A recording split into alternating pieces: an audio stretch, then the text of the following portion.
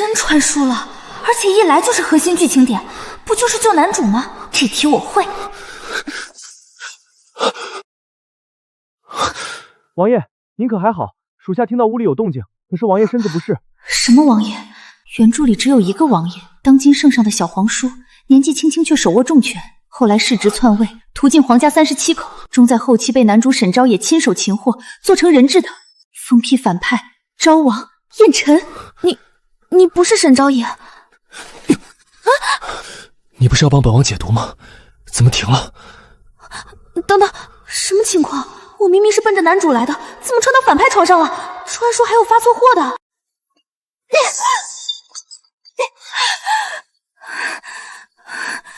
王爷，王爷，你没事吧？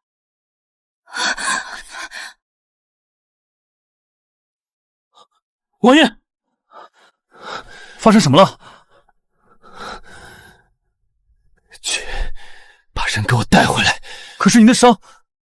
是，属下这就去。狗奸商，天杀的诈骗犯！什么100%穿书体验？明明是100%穿错书体验吧？晚上好啊，小主人。好什么好？你还有脸出现？现在到底什么情况？说好的掌心宠呢？床上那个疯批王爷怎么回事？情况是这样的，您是我们100%穿书交期体验的首位体验用户。我操作的时候没什么经验，手一抖，身份绑定参数输错了一位，不小心让您穿错人了。穿错人了？你意思是我不仅没爬上沈昭野的床，就连女主都不是？好像是这样。那我现在是谁？这身体是谁的？您现在身份绑定的是辅国大将军嫡女苏软。你是说我穿成了那个活不过3回，马上就要领盒饭的恶毒女配苏软？不愧是原著粉，记忆力真好。好你个头！所以现在剧情推到哪一步了？我已经对女主下手了吗？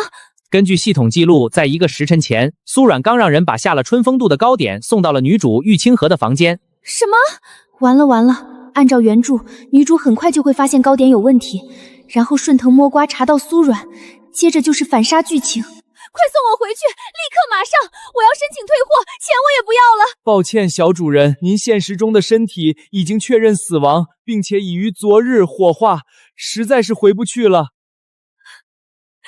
您也别太灰心，虽然穿错了，但也有好消息呢。什么好消息？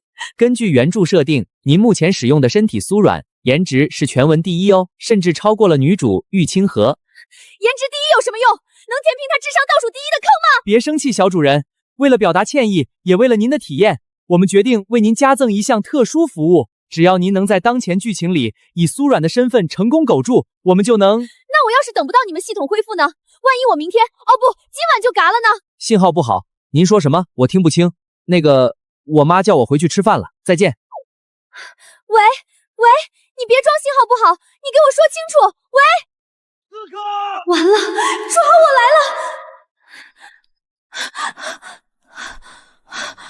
当务之急是必须阻止原主的计划，必须赶在事情败露之前，去把那该死的下了药的糕点处理掉。等我啊，女主！王爷，人没找到，属下带人搜遍了王府，最终只在西北角狗洞处发现了这个。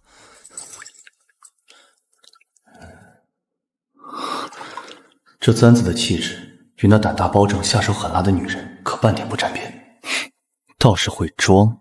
3日之内把人带到本王面前，若是找不到，你也不必回来复命了。属下领命。还有，今日宫宴上，凡经手过本王9斩的宫女太监，有一个算一个，全部处理干净。头颅收拾好，连夜送到谢太傅府上去。再告诉谢之宁一句，若下次再胆敢算计到本王头上，本王下手就没这么客气了。是。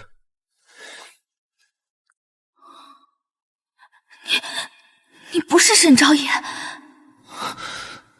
沈昭野，那女人是冲着沈昭野去的，因为认错了人，才阴差阳错爬上了我的床。还是说，她本就是沈昭野的人？有趣，不管你是谁，是误入此局的棋子，还是别有用心安插进来的眼线，我都一定会抓住你，亲手捏死你。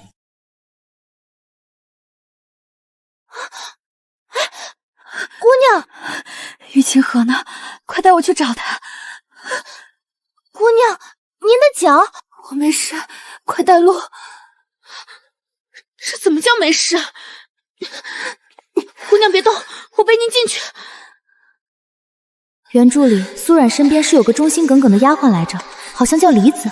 你是梨子，姑娘，您给疼傻了是不是？现在才认出我是梨子，我是您的梨子啊！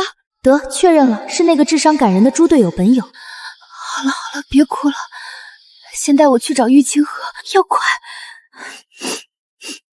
不过姑娘，咱这是找他干什么？我知道了，姑娘是想去确认他中药了没有，对不对？嘿嘿，姑娘您就放100个心吧，奴婢办事绝对稳妥。不仅按您吩咐，在桂花糕里下了足足的春风度，还把他房里的熏香也换成了加料的，连带桌上的果子，奴婢都挨个用细针蘸着药水扎了一遍，保证万无一失。什么叫屋漏偏逢连夜雨？什么叫雪上加霜？什么叫猪队友的致命补刀？这就是了。姑娘，奴婢这回做的不错吧？不错，太不错了。梨子，奴婢在。知道咱们现在是什么吗？是聪明主仆2人组，是2具还没凉透的尸体。什么？快跑，晚点就来不及了。姑娘，到了。没动静啊，是不是药效发作了？不能吧，这么快。没动静啊，是不是药效发作了？不能吧，这么快。什么药效？软软这是怎么了？怎的会弄成这般模样？可是出了什么事？这就是女主啊，这颜值，这气质。软软，可是哪里不是？啊，那个，我这晚让人送来的桂花糕，表姐你吃了没有？还未曾吃。还好还好，正巧线下有些饿了，软软要一起用点宵夜吗？不用不用，那既然表姐没吃，我能不能把桂花糕拿回去？二姑娘又想干什么呀？银灯，多嘴。奴婢又没说错，但凡是您的，二姑娘都得抢走。现在连盘点点都要。你算什么东西，敢这么对我们姑娘说话？这府上哪样东西不是我们姑娘的？看来我这糟糕的人设暂时是扭不过来了。罢了，先把东西拿到手。没错，这苏家什么不是我的？去，把桂花糕、果子，还有桌上摆的熏香炉子都给我搬出来。姑娘，那点心……哦。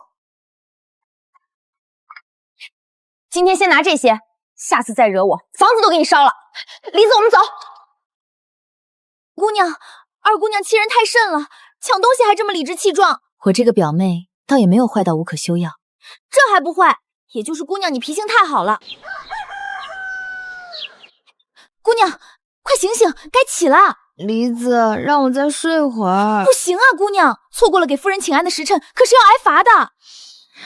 每天都得去吗？当然。姑娘，这样能走吗？不能走也得走啊！救命啊！穿成恶毒女配已经够惨了，居然还有早起打卡这种酷刑。又跑去哪里胡闹了？弄成这副样子，你父亲奉旨巡边，不在家中，你就不能让我省点心吗？原主苏冉竟这般怕自己的母亲。过来吧。过2日便是花神节，穆国公夫人做东，邀请京中的贵女去踏青赏花，正好给你们做的衣裳都送来了，你同清河一起挑挑。不愧是大将军府，对女的穿戴还真舍得下本钱。软软先挑吧。清河，你试试这件。啊，姨母，还是让软软先选吧。无妨，她小孩子家穿什么颜色都好。苏冉处处和玉清河作对，难道真的是为了只有一面之缘的沈昭野吗？或许更关键的是在这日复一日的区别对待里吧。就这条吧。软软，伤可好些了？方才那件衣裙，你若是喜欢，我晚些让银灯给你送过去。不用，那衣裙本就更适合你。软软似乎与冬前有些不一样了。这就是大女主的直觉吗？哪儿不一样了？少阴阳怪气。只是好奇，我记得你更喜欢清雅的颜色，方才怎么选了最鲜亮的海棠红？以前是学你啊，可现在我发现学得再像也没用。母亲眼里永远只有你。既如此，索性怎么高兴怎么来了。只是这样吗？他在试探我，不行，不能慌，被发现就完了。不然呢？怎么，我好心让你，你还不乐意，非要我跟你抢是吧？好了，软软，你的脚伤未愈，还需多多休息才好，早些回去吧。玉清河，我告诉你，以后咱们井水不犯河水，各自清静，傻愣着干嘛？走啊！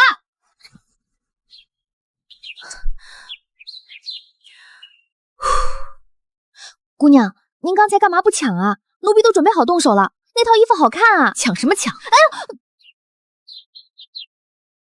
以后看到玉清河就躲，没事别往他跟前凑，更不许主动招惹，听见没？为什么呀？咱们以前是以前，你老实听我的就对了。女主玉清河，靠她越近凉得越快，我还是当个小透明吧。苟到那个不靠谱的客服把系统修好再说。唉，王爷，进。王爷，属下查到了，此簪是辅国大将军夫人邱氏专门为其侄女玉清河定做的吉逼之礼。玉清河是，此女早年全家遇难，只活下她一个，自10岁起便被接入将军府中，苏夫人对其视如己出。哦，这倒有趣，一个寄人篱下的孤女，哪来的胆子得罪本王？还有一事，明日花朝节，穆国公夫人在城外设宴，广邀京中贵女，那位玉姑娘也在受邀之列，届时应当会前往。花朝节赏花，明日本王也去凑个热闹。是，属下这就去安排。玉清河，哼。姑娘，夫人他们已经……姑娘，您这也太好看了吧！那当然，这可是现代的化妆技术。今儿个宴上那些贵女，肯定都要被姑娘给比下去了。好了，别误了时辰，我先随母亲去了，你在家好好看家。好的，姑娘。清河姐姐，你也太好性性了，还在这儿等她。软软脚上有伤，行动不便，多等片刻也无妨的。脚伤？我看是又在屋里折腾，想着怎么打扮才能艳压群芳呢。不过啊，她打扮的再好看，只要一说话一做事，谁不知道她是个草包？说谁草包呢？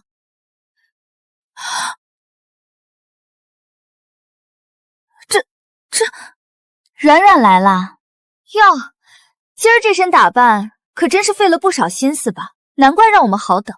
我看你也别白费劲儿了，脑子里没货，到了宴席上还不是丢人现眼？费不费心思关你什么事？倒是你看什么呢？打扮的跟菜叶子似的，怎么是打算去宴着当盘清炒食菜，给贵客们助助兴？你什么你？苏软，你别得意。好了，都少说两句。好了，都少说两句。舒雨，软软年纪小，你让着她些。清河姐姐，我不想再看到她了，我先回去了。石舒雨，原著里一直抱着玉清河的大腿，表面是好朋友，实则又当又立。哼，全书最讨厌的就是这个人。软软，我们也快些去找姨母吧。说得对，说得对，我们快些过去吧。快走，快走！再和玉清河待在一起，指不定要发生什么。你这身打扮未免太扎眼了些。今日贵女云集，讲究的是清新淡雅，你这般浓艳，倒显得刻意了。这衣裳不都是您给我挑的吗？颜色素的不愿意给，颜色俏的又嫌扎眼，合着横竖都是我不对呗？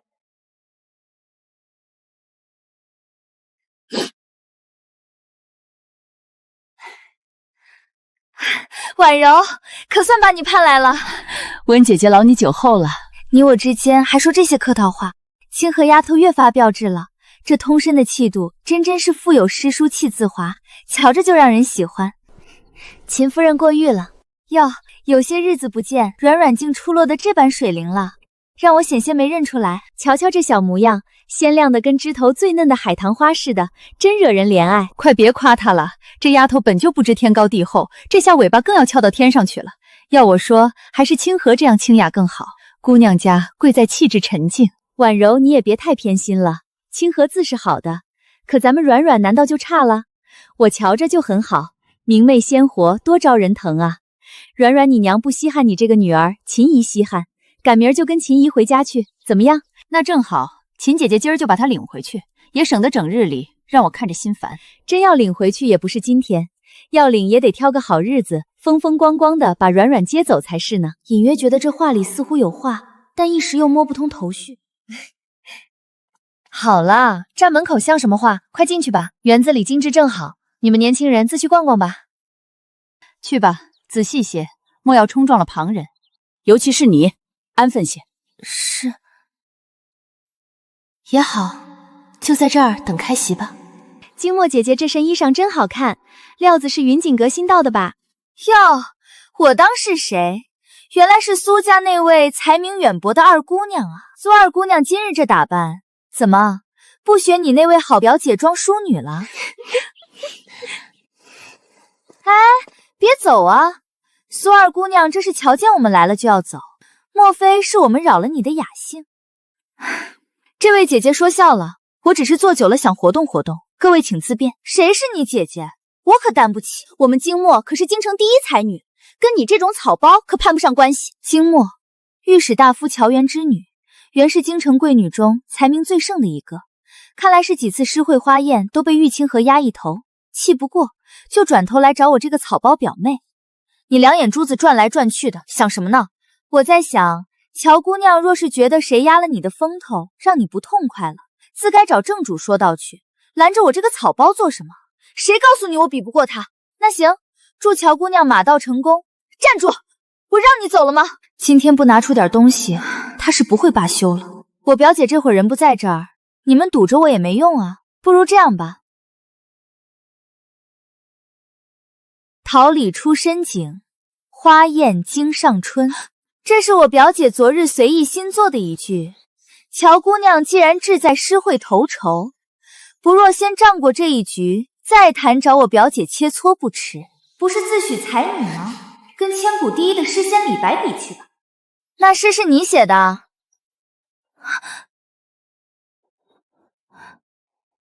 这是见过玉宗主。镇北王独女玉柯，自小跟着父亲镇守北疆，据说弓马情熟，性情爽利。按原著时间线，差不多就是这个时候，皇帝疑心镇北王在边关私处兵马，一道旨意将这位郡主召回京城，美其名曰议亲，实则扣在眼皮子底下。你怎么知道我是谁的？我回京刚过3日，连宫宴都只露了一面，甚至换上礼服。这郡主这通身英姿飒爽，江门虎女的气度，跟京城里那些走一步喘3喘的娇小姐可不一样，一眼就瞧出来了。嘴还挺甜。那桃李出深井，花艳经上春呢？怎么来的？这是我表姐玉清河昨儿刚做的，我就是临时用吓唬吓唬人。玉清河，你这话可不老实。玉清河的诗确实是有文华，也很有灵气，但格局嘛，终究脱不开内宅庭院花开花落那点愁绪。经上春这3个字他写不出来，是你做的对不对？是你做的对不对？我可是全京城都闻名的，琴棋书画样样稀松，诗词鹤诰更是狗屁不通。您觉得我能写出那样的句子吗？快些快些，听说沈小将军也来了，正在东边马球场上呢。沈小将军是男主沈昭也。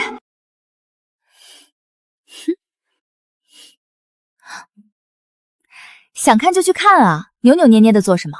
那沈昭也又不是吃人的老虎。算了算了，也没什么好看的，一群人在那儿骑马打球，尘土飞扬的。哦，可我听说某位苏二姑娘从前为了偶遇这位沈小将军，可是能在人家必经之路上蹲守大半个时辰，风雨无阻呢。是原主，不是我啊，那是以前年少无知，我早就没那个心思了。是吗？可我好奇的很，走，你陪我看看去。等等，不行不行，真不能去。没事儿，若是有人问起，你就说是我硬拖你去的。对啊，那我表姐问起，你就说是你硬拖我去的，我只是陪你。可以。郡主，走这里，我知道一条小路。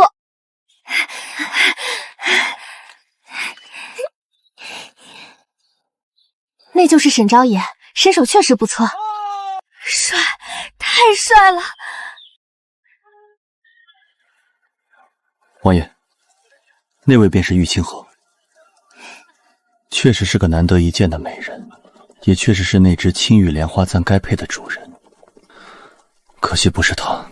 王爷，可要属下将玉姑娘请过来问话，自己去领20鞭，然后滚回暗营。属下领罚。重新学学什么叫查清楚。就是他。是错觉吗？为什么忽然想起燕晨这个反派了？魏峰，那边那个是谁？回王爷，那是辅国大将军府的二小姐苏软，是玉清河的表妹。苏软，腰肢是挺软的，找到你了。魏峰，想办法把她骗出来，我要去亲自问问她。是。苏二姑娘，苏夫人正四处寻您呢，让我引您过去一趟，说是有事吩咐。母亲找我。郡主，我母亲唤我，得先走了。好，晚些开席了，我再去寻你。带我去见母亲吧。是。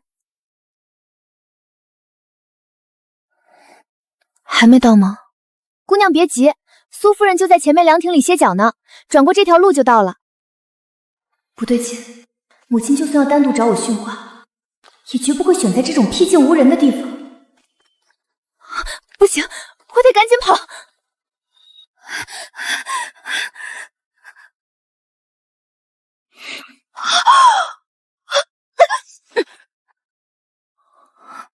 燕晨，抓到你了。王爷，我知道错了，您饶了我吧。本王还以为苏二姑娘会先装作不认识，须臾委持一番。王爷明察秋毫，我这点微末道行，想瞒也瞒不过您啊。倒是识趣，现在知道怕了。当时爬我床的时候怎么不知道怕？说，你到底是谁的人？沈昭野的，还是你那好父亲苏晴的？那晚究竟有什么目的？快，来看看这里有什么。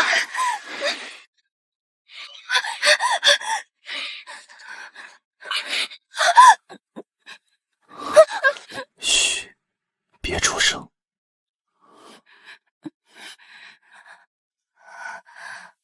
现在我问你答，你敢说一句假话，本王便让你后悔开口。那夜为何会出现在本王榻上？实话说，我是穿书的，拍了个穿书体验套餐，本来要去男主床上，结果爬错了。说出来他会信吗？王爷，我说，我对王爷一见倾心，那夜本是去找王爷表明心意的。哦，那日宫宴，我远远瞧见王爷风姿，便一见倾心，再难忘怀，这才斗胆趁夜去见王爷，想着能与王爷表明心志。可谁知王爷竟遭人暗算，神志不清。我本想立刻喊人，可王爷您力气那么大，我实在挣脱不开。我虽心意王爷，却也知女子贞洁重于泰山，更不愿趁王爷之位白白玷污王爷清明，所以我才会很轻地砸了王爷一下。哼，你果然心悦本王。那你趴在本王身上叫沈昭野的名字又是怎么回事？大哥，您记性要不要这么好？那时候您不是神志不清吗？怎么还能分神听清我喊了什么？那都是误会，在那夜之前，我从未有幸得见王爷，更没见过沈小将军。阴差阳错下，我以为王爷就是沈小将军来着。可不管我嘴里喊的是谁，我心里想着的一直都是王爷您啊。要说有错，也只是我自己蠢笨，没能第一时间认出王爷的身份而已。果真吗？千真万确，若有半句虚言，就让我天打五雷轰！吾老天爷，您可别当真啊！王爷这样英明神武、气宇轩昂的大人物，应该不会真忍心对一个真心心悦您的小女子动手吧？要不趁其不备，跟他拼了！反正砸过一次，也不差这第二回。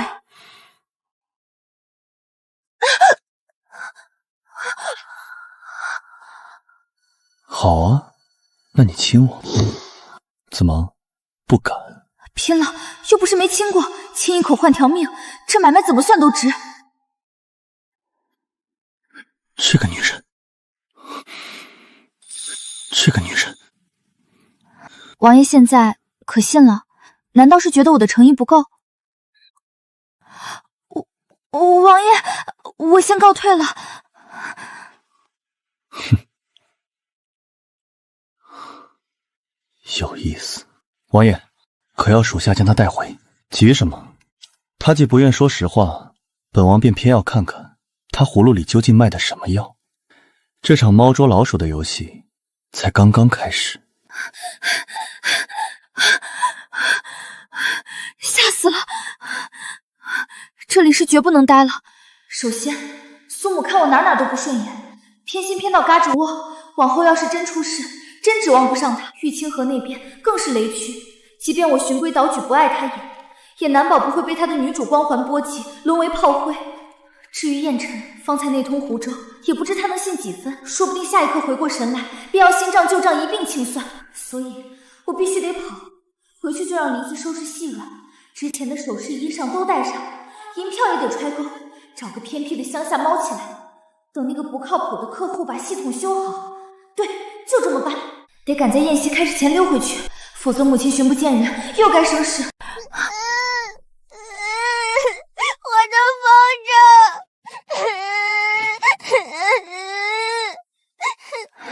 别哭别哭，不过是个风筝，姐姐再找人给你做个更漂亮的，好不好？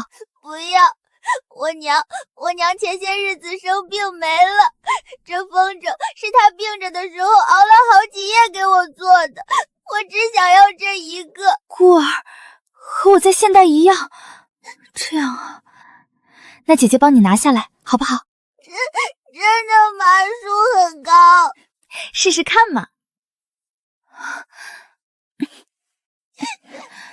姐姐，小心！没事儿。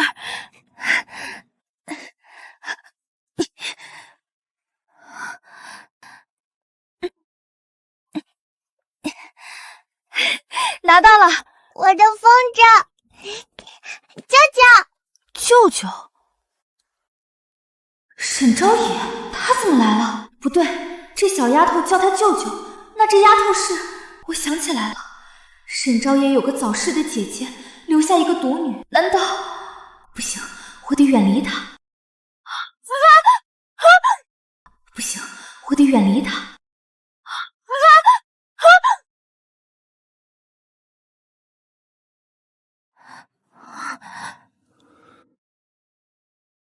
帅，太帅了！姐姐，你没事吧？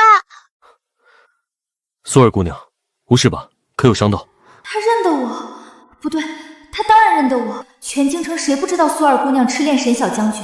连刚回京的玉科都听说过。沈昭野这个当事人，怎么可能不认识？不对，等等，那燕城会不会也听说过这些？那方才编的那通瞎话，岂不是全露馅了？苏儿姑娘。啊，没事没事，我没事。喏，谢谢姐姐。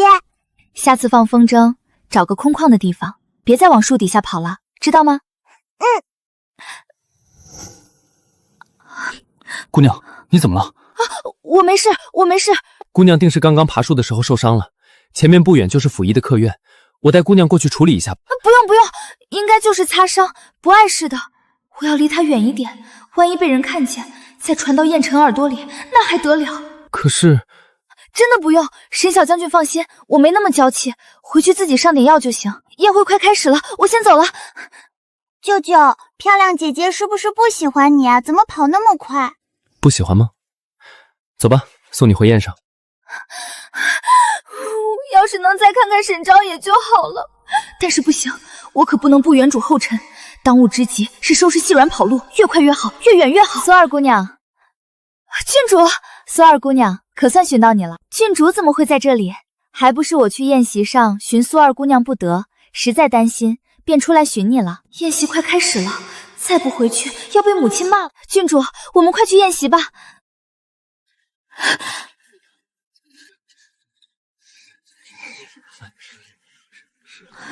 郡主，我先去我母亲那儿了。好。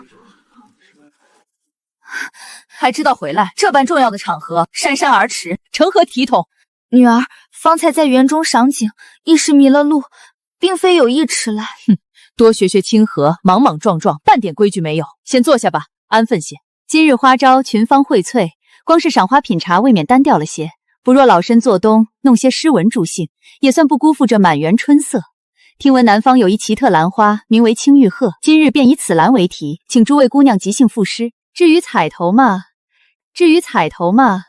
这尊羊脂玉如意，便作为彩头，赠与今日花朝宴的诗魁。玉清河，你等着吧，这次的诗魁一定是我。今晚要往哪里跑呢？清河，接下来就是你们年轻人表现的时候了。我就先离开了。好，母亲，女儿必定尽心竭力，做首好诗。玉清河，许久未见，不知你是否会因为贪玩而忘了如何写诗？乔姑娘多虑了，是否忘记写诗？一会儿不就知道了。苏二姑娘，请。玉清河，你等着瞧吧。限时一炷香，姑娘们可以开始作诗了。郡主，等等，那是沈昭也看我了，还对我点头了，何一位？幸好玉清河没有注意到。看来清河也写完诗了呢，不知是否能夺得诗魁呢？素萼凝寒露，清姿傲小霜。幽香飞自赏，鹤影入云长。玉姑娘这几句托物言志，风骨清奇，果真是好诗啊！谢穆国公夫人赞赏。乔金墨，金墨也用心了。什么用心？就这？是谢穆国公夫人。快到一炷香时间了，姑娘们可还有人要交诗？阮妹妹，香都快燃尽了，你怎还未动笔？可是胸有成竹，要压轴出场。是啊，苏二姑娘怎么还不叫交诗？金墨姐姐，快别为难苏二姑娘了。谁不知道咱们苏二姑娘只爱脂粉钗环，不喜诗书笔墨，怕是连字都未必认得全呢。让她作诗，岂不是有些强人所难？乔姑娘，诗绘本是怡情雅士，讲求有感而发。阮她，玉清河这是护短呢。自己学问做得这般出色，怎么平日里也不教教人家？难道是怕教会了徒弟，饿死了师傅，抢了你的风头不？我招谁惹谁了？就想安安静静苟到宴会结束，怎么锅又从天上来了？这乔金墨明显是拿我当枪使，针对玉清河呢。自己这恶毒女配的体质，真是走哪儿都躲不过被当靶子的命。少王殿下到！稍王燕尘，少王殿下到！稍王燕尘，他怎么到这儿来了？参见王爷。看不见我，看不见我。都起来吧，本王今日得闲，过来凑个热闹。诸位且乐自己的，不必拘谨。谢王爷。谢王爷。众位方才是在品诗，倒是本王来得巧。正是呢，姑娘们正以青玉鹤为题赋诗，若有幸得王爷评点一二，魁首一名，方不失端挑。既如此，本王也不好白白做着考官，便凑趣儿添个彩头吧。不得了啊！昭王亲自添彩，这诗会是又拔高了几个层级啊！诗都写完了？回王爷，一炷香时间将至，诸位姐妹的诗稿大多已呈上，唯有苏二姑娘尚未动笔呢。乔金墨，我跟你什么仇什么怨？你针对玉清河就针对玉清河，老拽着我这个炮灰垫背干什么？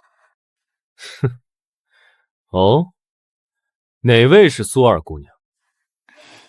王爷，臣女在这儿。既然大家都写了，苏二姑娘便也动笔吧，莫要扫了大家的兴致。乔金墨，看你干的好事，算了，反正我今晚就要卷铺盖跑路了，可万万不能在这时候出风头。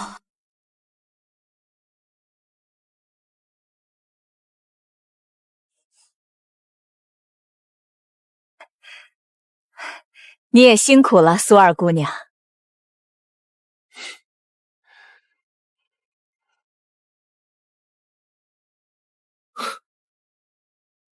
完了完了，他会不会当场翻脸？会不会直接把我拖出去砍了？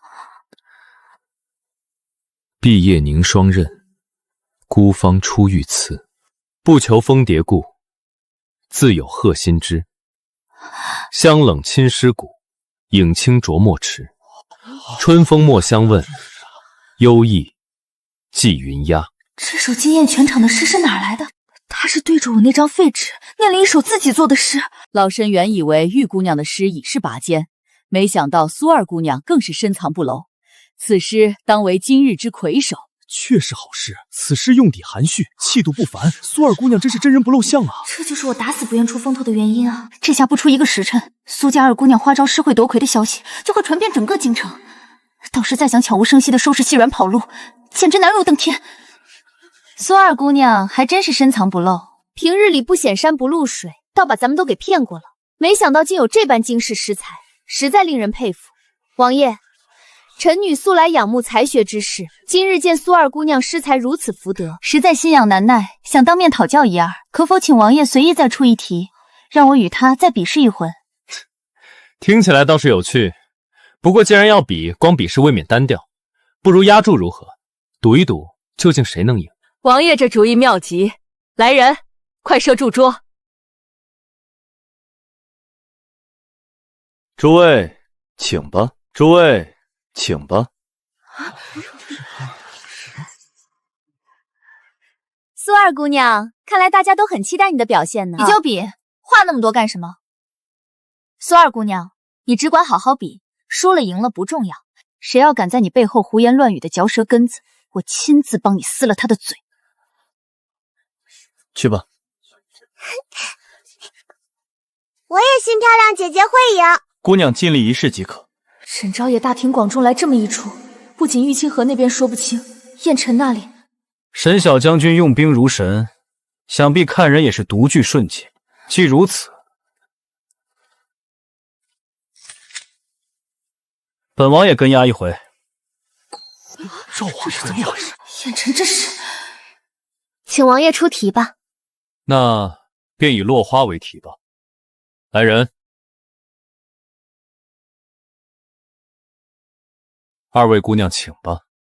是，还请王爷品评。来，让老身先睹为快。红雨辞高树，香魂跪地青。蝶风空绕影，车马不留情。寂寂埋芳径，凄凄诉晚晴。东风和太急，吹散满园莺。好诗啊！不愧京城第一才女。乔姑娘真是才思敏捷。苏二姑娘，你可要快些了，毕竟大家可等着你呢。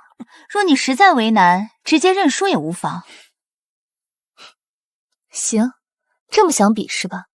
红藕香残玉簟秋，轻解罗衫，独上兰舟。云中谁寄锦书来？雁自回时，月满西楼。花自飘零水自流，一种相思，两处闲愁。这怎么可能？此情无计可消除，才下眉头，却上心头。这词句实在至奇至妙，别说今日花朝宴，就是过往10年，也从未见过有更好的。那是自然，谁写春情能写得过李大才女啊？乔姑娘，你觉得这首诗如何？花自飘零水自流，一种相思，两处闲愁。苏二姑娘不愧为魁首。是啊，比乔姑娘的更好上100倍啊！那么就宣布吧。此番比试胜负已分，苏二姑娘是今日花朝宴上当之无愧的魁首。怎么会这样？实在承让了，京城第一才女。你，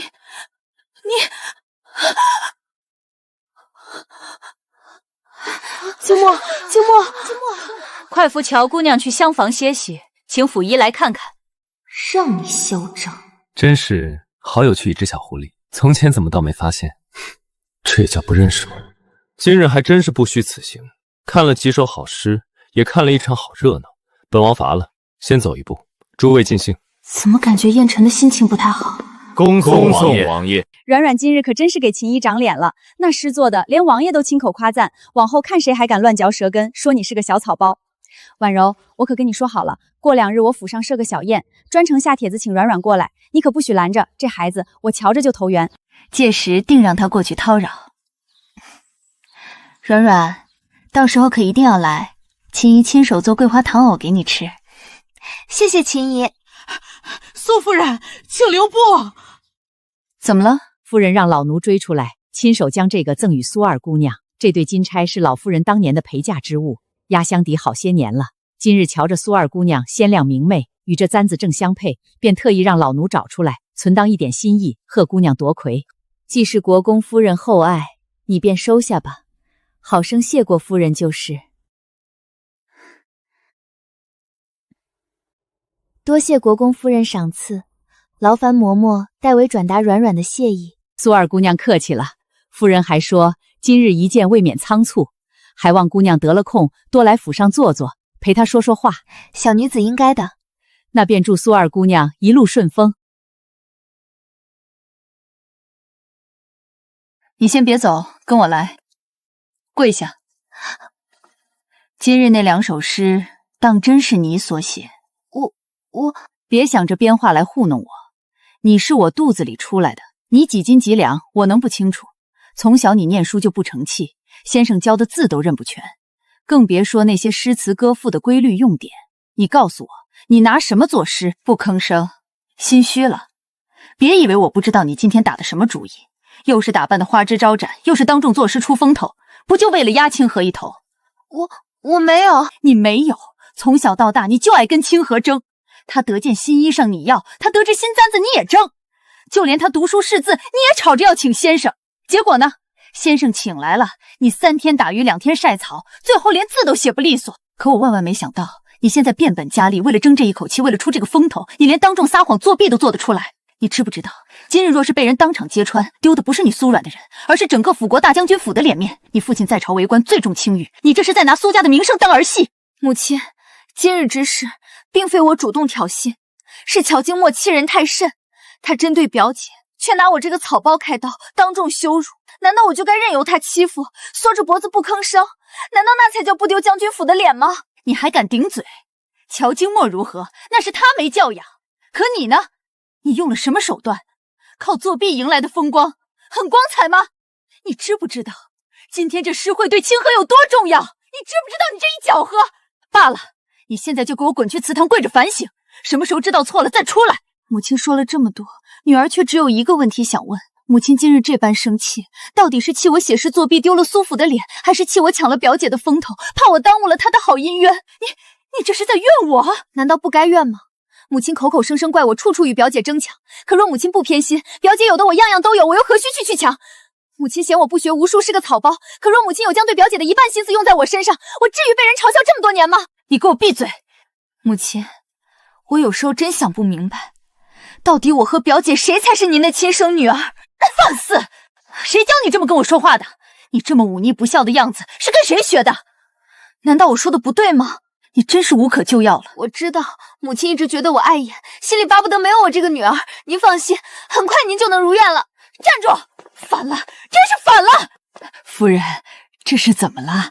老奴方才在外头瞧见二姑娘哭着跑出去。别跟我提那个孽声，你没见她刚才那样子，如今真是翅膀硬了，居然都敢顶撞我了。你去带2个人把她给我关到祠堂去，让她对着苏家的列宗好好反省。夫人且消消气，二姑娘年纪还小，性子是躁了些。您说您跟她置什么气？她都16了，清河比她大不了多少，怎么清河就那么懂事？她偏偏……夫人，老奴说句僭越的话，您平日里对二姑娘确实是拘得紧了些，连你也觉得我偏心。老奴也是看着二姑娘长大的，姑娘幼时也是聪明伶俐，学什么都快。可后来表姑娘来了，夫人您日日陪着表姑娘读书习字，亲自教她琴棋书画，二姑娘眼热也吵着要学。可您那时候只顾得上表姑娘，便随意给二姑娘请了位女先生来授课。自那以后，二姑娘的性子才一日比一日娇钻古怪起来。您是她的亲娘，她是您身上掉下来的肉，她什么心思，您真一点看不出来。她跟表姑娘争的什么？真是那些府里不缺的衣裳首饰，还是您？难道你以为我想这样？当年将军蒙冤入狱，是清河父母收留咱们母女，冒着风险替咱们藏身。后来将军虽平反出狱，可清河父母却因受牵连被贬外放。没想到路上遇到水匪，就那么没了，就活了他一个。他才10岁，那么小的孩子，父母双亡，孤零零的被送到我跟前，我能怎么办？我不对他好，不多为他考虑，我100年后怎么又有脸去见姐姐？夫人，您的苦处老奴知道，您对表姑娘的用心，老天爷也都看着呢，没人敢说您一句不是。可这些二姑娘不懂啊，她只知道她娘眼里只有表姐，她小小一个人，心里该多苦啊！罢了，先让她回自己院子待着，没有我的吩咐，不许出门。你晚些时候过去一趟，把那瓶白玉化须膏给她送过去。梨子，我思来想去，这苏府我一天也待不下去了，咱们连夜走好不好？姑娘，万万不可啊！府里看守那么多，咱们往哪儿逃？万一被抓回来，夫人定要狠狠罚我们。留在这儿，我日日受委屈，母亲眼里只有玉清河，我算什么？出去好歹能自在过日子，总比困在这牢笼强。可咱们身上盘缠都没有多少，出城之后吃住落脚全都要花钱，走远些连客栈都住不起。你忘了我前些日子攒下的，足够我们先去临县落脚，找个小铺做工谋生，不必看人脸色。那要是路上碰见巡逻家丁，或是出城关卡盘查，咱们两个女子根本无处躲藏。扬州城外30里有个僻静小镇，人烟稀少，镇上多是外来做工的百姓，没人认得我们，安稳度日再好不过。夜深城门快要落锁，若是赶不上，今晚就走不成了。姑娘当真下定决意，一点回头的念头都没有。早就下定决意，再留在苏府，我迟早要憋出心病。你若是怕，我也不勉强，我一人走便是。我不怕，姑娘去哪儿我便跟去哪儿。当初说好一辈子跟着你，哪有半路丢下你的道理？只是路上风餐露宿，怕是要吃苦，吃苦也比在这家里受冷待强。快些收拾妥当，等院里巡夜家丁走过，咱们就悄悄翻侧门挑走。我把干粮都备好了，路上饿了能垫肚子。梨子，你现在去找个能载我们的船夫，我们晚上就出发。好。大哥，打扰您片刻，我有件事想跟您商量。小姑娘，有啥事直说。我想雇您的小船，今夜子时悄悄载2个人顺河往下游小镇走，不走官道，避开关卡审查，价钱好说。半夜走水路躲盘查，你们莫不是府里偷跑出来的人，惹上麻烦了？我们没做亏心事，只是不想被家里人拘着。行，那你晚上到这里来找我。记住了，多谢大哥成全，我这就回去通知我家姑娘，绝不误时辰。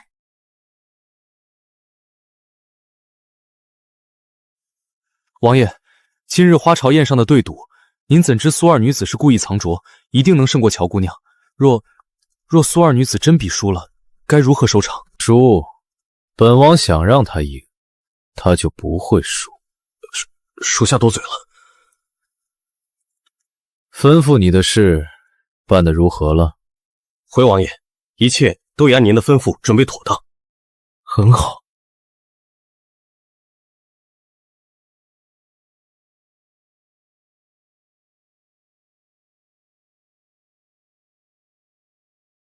王爷！参见大人。燕尘啊燕尘，你不是神通广大的很吗？居然这么轻易就死在了我手上。此地名为断云崖，顾名思义，剑从上往下看，连云都像是被拦腰斩断的。莫说是人，便是飞鸟从此处失足，恐也难逃粉身碎骨的下场。更何况中了我这鸠羽青之毒，见血封喉，就算是大罗金仙，也活不过1个时辰。纵使你姓燕的有通天的能耐，此刻也该是一具面目全非的尸体了。2位姑娘放心，俺们这船正好运货去扬州，跑起来快着呢，最多不过3天就能抵岸。这时候江南正是好风光呢。知道了。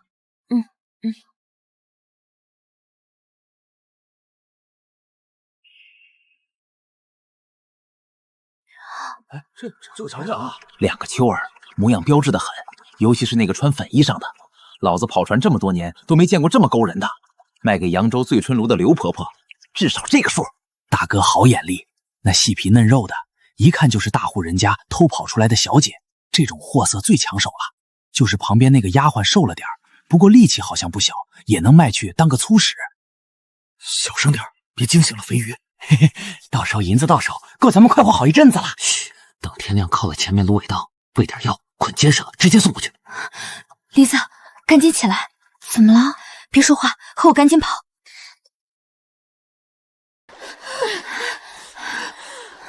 不行了，梨子，我真游不动了。不行啊，姑娘，他们很快就会发现咱俩不见了，肯定会追上来。到时候再把咱们抓回去，可就真得被卖进窑子里了。我让你找个靠谱的船，你怎么找上艘人贩子船啊？那船家说他们正好要运货去南边，看我们2个姑娘家不容易，可以免费捎我们一程。我想着有便宜不占王八蛋，省下的钱我可以给姑娘买好多好多桂花糕。谁知道他们居然安的是这种黑心肝，想把我们卖了换钱。梨子，有便宜不占王八蛋，这话是没错，但还有一句话更没错，那就是天下没有白吃的午餐。姑娘，我真知道错了。行了，赶紧游吧，先上岸再说。死人！姑娘，那有一个死人！怕什么？说不定只是晕过去了呢。我去看看。姑娘别去，万一是水鬼呢？我娘说淹死的人会大半夜飘到岸边找替身的。让你娘少看点画坯子。是燕晨，怎么会是他？姑娘是不是死了？不知道，我看看。还没死。没死，但看样子离死也不远了。救还是不救？我们走。可是姑娘，那郎君好像伤得很重，咱们就把他一个人扔在这儿。别废话，我们自身都难保，哪有功夫救人？难道你想被抓回去卖进青楼吗？那咱们得跑快点。燕晨，你可别怪我啊，你可是书里最大的反派，我不救你，说不定还是为民除害。而且你一出现就欺负我还差点把我掐死。烦死了！小姐，你怎么了？江如意，你真是个圣母白莲花，活该你穿成个炮灰在这受苦受难，你会后悔的。梨子，来搭把手。姑娘，她能活吗？小姐，你要干什么呀？这郎君生的是顶顶不错，可趁人之危扒人衣服也不好吧，多羞人啊！梨子，你也少看点话帖子吧，脑子里都装的什么乱七八糟的。我是要给他检查伤势，他胸口有伤，我得看看伤成什么样了。不扒开衣服怎么看？隔着衣裳望闻问阵吗？原来是这样啊，奴婢还以为你想那个啥人家呢。梨子，我们出来的时候包袱里带了针线吗？针线带是带了，但现在要补衣服吗？伤药呢？有没有带金疮药之类的？走之前张嬷嬷不是替夫人送了瓶白玉祛远膏过来吗？我当时顺手就给塞包里了。姑娘，这个行吗？死马当成活马医，用上去再说。这法子也就我能硬着头皮上，换你怕是连伤口都不敢多看一眼。确实，奴婢胆子小，指望不上。不过这样下去也不行，还是得尽快找正经大夫来看看。姑娘，奴婢力气大，现在就背他去找大夫。不行，你看他这样子，明显是被人追杀，才会受这么重的箭伤，掉进江里。城里的医馆多半早被盯上了，就等着他自投罗网。而且就算医馆没事儿，我们带着他这么大个活宝物走在路上，万一撞上追杀他的人，不都得死？那怎么办？你一会儿跑一趟城里的医屋，把大夫请过来。记住，别说具体伤情，更别提伤者模样，就说家里有人病了，行动不便，多添些银子也无妨，务必把人请来。那奴婢快去快回。梨子啊梨子，我这回可要争点气啊，别再给小姐添麻烦了。冷，燕晨，你可要撑住啊！我好不容易把你从江里捞出来，又给你缝了伤口，你要是就这么死了，我岂不是白忙活一场？再说了，你可是全书最大的反派，你还没篡位呢，还没跟沈昭野终极 PK 呢，还没被做成人印呢，剧情线还没走完，你可要争点气，不能提前下线啊！别过来，这是做噩梦了。别杀我母妃！母妃？原著里对燕晨的背景琢磨不多，只提过他生母早逝，似乎死得不太光浅。听着梦中叶维，倒似有什么隐情。别怕，做梦而已，都不是真的。母妃别怕，晨儿来救你了。母妃，我杀了你！不是我杀了你！放开我！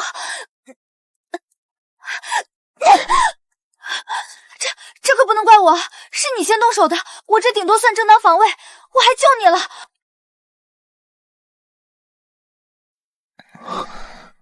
他怎么会在这里？是他救了我吗？你摸我脸干什么？哎呀，疼！你干嘛突然松手？我还……这是哪儿？你怎么在这儿？王爷，您先把手拿开，咱们有什么话好好说。别动！说实话，本王没耐心听你辩。你这人怎么不识好人心啊？我辛辛苦苦把你从江里捞上来，又给你治伤，守了你一夜，你知恩不图报就算了，还一醒就喊打喊杀，到底还有没有良心？哦，是吗？当然了，你自己想想清楚。我要想害你，你昨晚就死了，还能等到现在？王爷要是不怕忘恩负义的名声传出去，不怕下半辈子良心不安，夜夜梦见我这个冤魂索命，就赶紧动手吧！好啊，我这就送苏二姑娘一程。等，王爷别，我这都是跟您闹着玩的，您看看，您又较真了不是？王爷英明神武，心胸宽广，怎么会跟我一个小女子计较呢？对吧？本王也闹着玩的。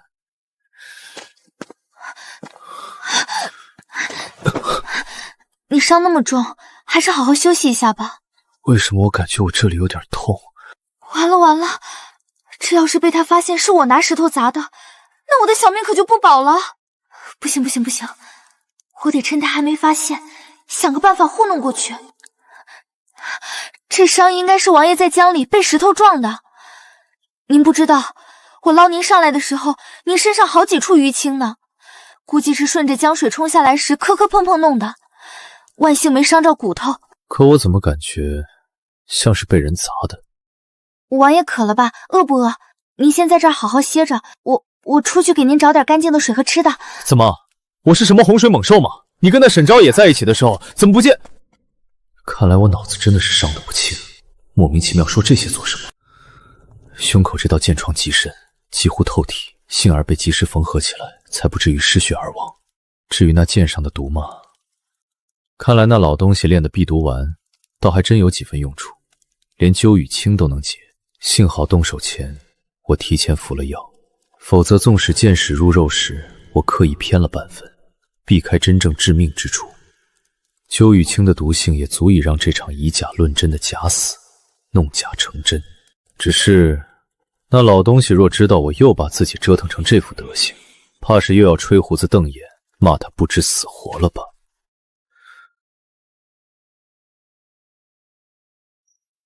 你又在干什么？我操！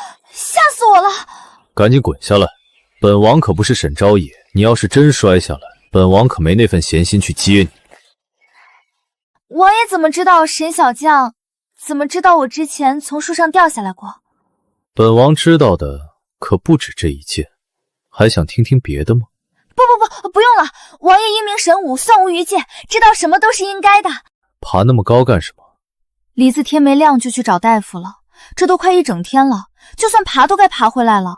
我担心他是不是出了什么意外，所以站高点，想看看能不能瞧见点踪迹，顺便看看树上有没有什么吃的。结果呢？什么也没看到。不过，王爷你已经能走路了，烧退了，应该是没事了。那行，王爷您既然已经无碍了，咱们就此分开吧。我得找梨子去。梨子那人傻乎乎的，遇上坏人他应付不来的。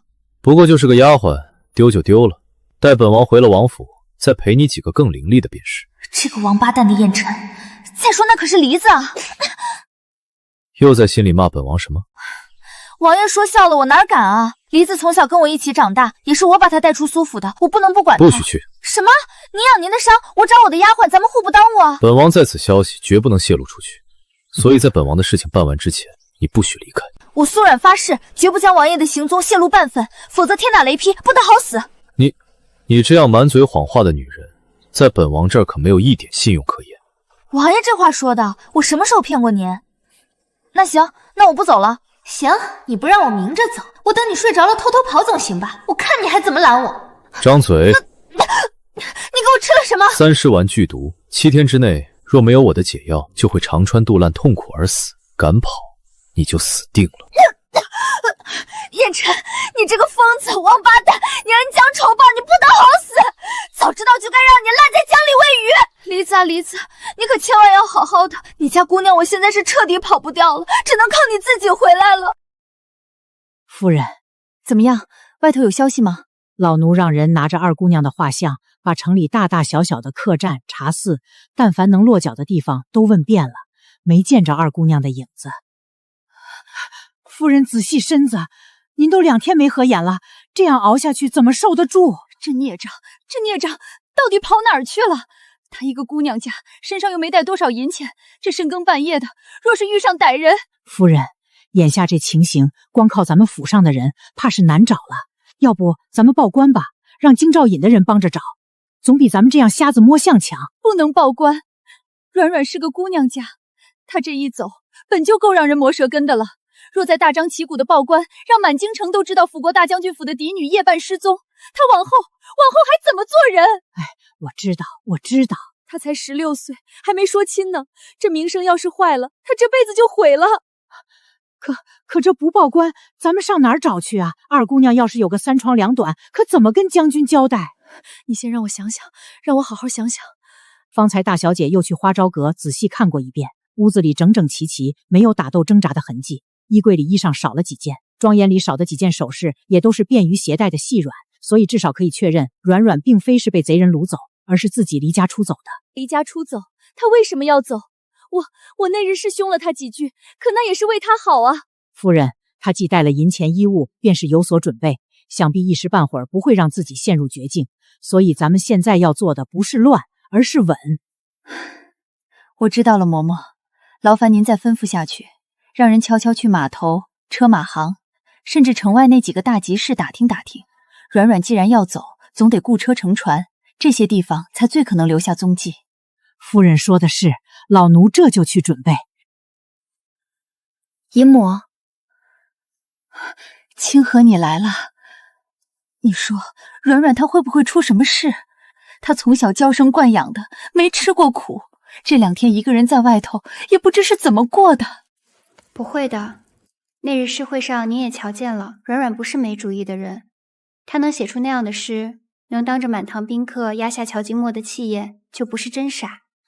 她只是闹闹小孩子脾气而已，很快就回来了。可是，算了，姨母先不说这个了，姨丈是不是快回来了？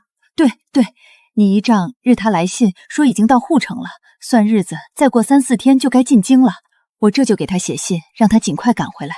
他手里那些亲兵都是在边关真刀真枪历练出来的，找起人来比咱们府上的府兵强100倍。算算时间，魏峰应该已按计划带着昭王遇刺身亡的消息大张旗鼓地回了京城。只是不知我那好侄儿听闻此讯，是会真心实意地掉2滴眼泪，还是会迫不及待地清洗朝堂。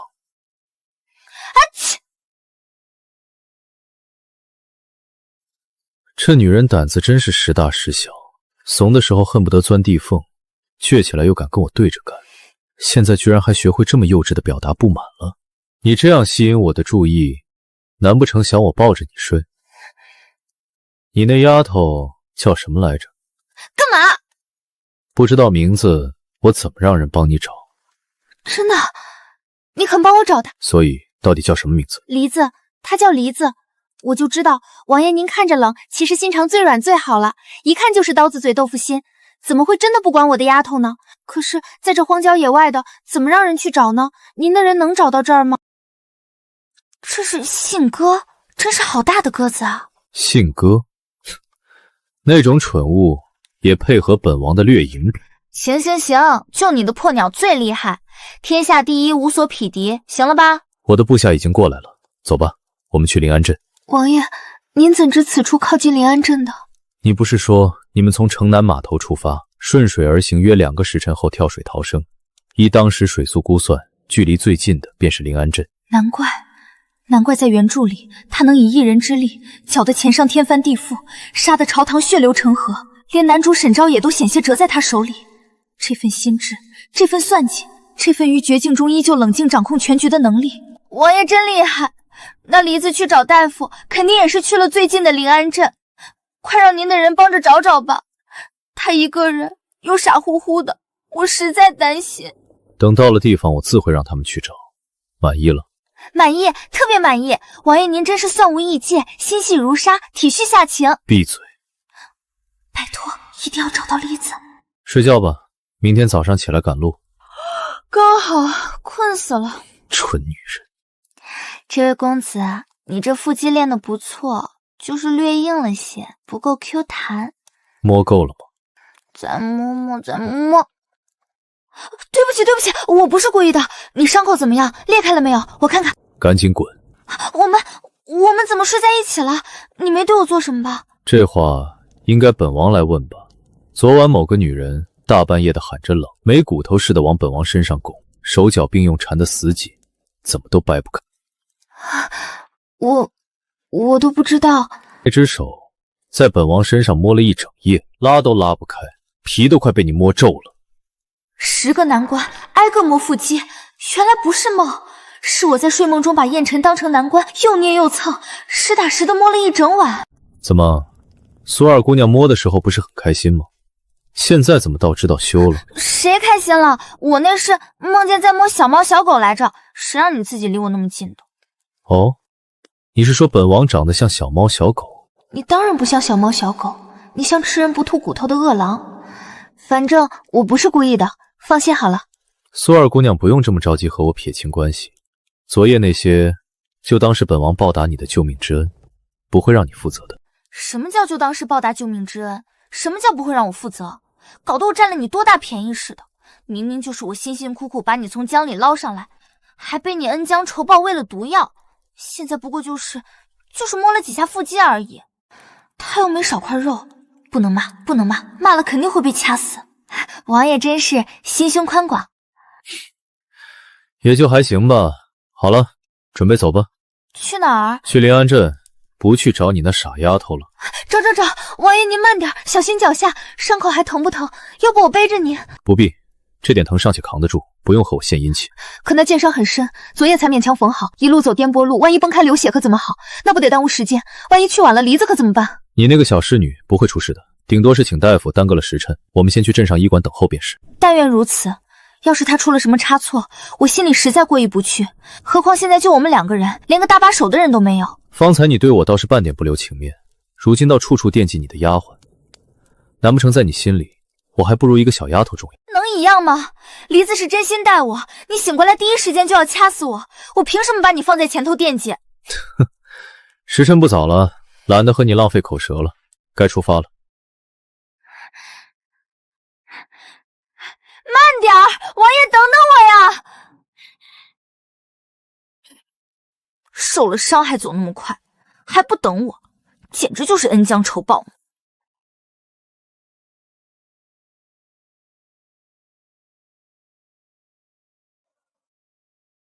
早上就吃了些野果，不顶饿。先住下，吃点东西。好嘞。二位是打尖还是住店？住店。要2间房。哎呦，小夫妻还订2间房啊？掌柜您误会了，我们不是小夫妻。这样啊。姑娘您看看这个。姑娘，是这样，最近咱们镇子上不太平，有采花大盗出没，您2位要是分开住，万一那采花贼半夜摸进您屋里，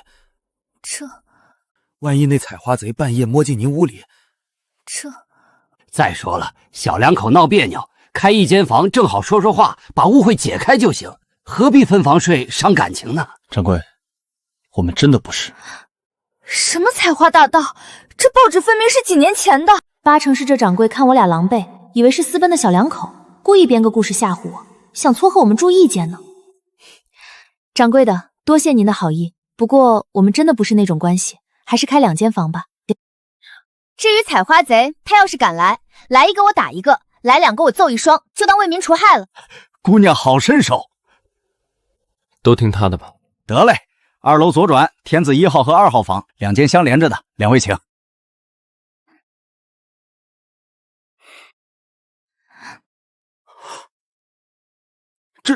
这是夜明珠，客官，这小店小本经营，实在找不开呀。您看还有没有别？不用找了，多的送1桌饭菜上来，再送2套成衣。是，小的一定给客官办得妥妥当当的。您2位且先上去歇歇。这是哪阵风把谁家大少爷刮来我们客栈了？这俩小年轻是挺般配的。把店里用料最好的衣服拿2件出来。王爷，你疯了！我有银子，真的，虽然不多，但住店吃饭肯定够的。你那夜明珠一看就价值连城，拿去当房费，多贵啊！不是说跟我不是那种关系吗？啊？既不是那种关系，苏二姑娘又替本王省什么钱？我这哪是帮你省钱，我这是替你心疼钱啊，大哥！夜明珠啊，那可是夜明珠，拿到当铺去能换多少银子？够普通人家吃用一辈子了。你就拿来付房费，图大快，有几个臭钱了不起啊？花吧花吧，早晚把赵王府败光。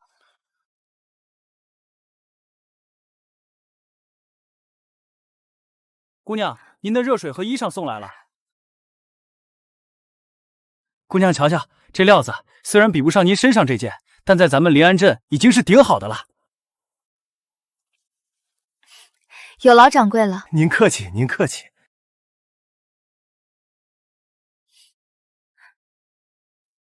是谁在那里？难道是？燕琛，开门啊！怎么了？有采花贼在我窗子外边。采花贼！王爷，我真的害怕，求你别赶我走。可这深更半夜的，孤男寡女怎好共处一室？孤男寡女怎好共处一室？苏二姑娘，还是趁早回自己房间吧。不行，我不管，我今晚就要待在这儿，哪儿也不去。客官出什么事了？我方才好像听到姑娘惊叫。好看吗？小的什么都没看见，爷饶命啊！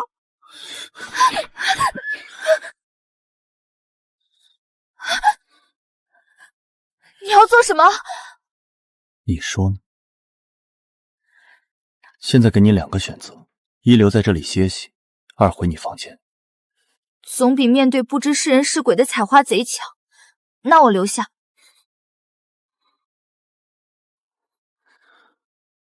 睡吧。就这样睡啊？那你想怎样睡？那就这样睡吧，挺好的。放心，本王对你这种小丫头根本没兴趣。谁小丫头了？明明就长得很好嘛。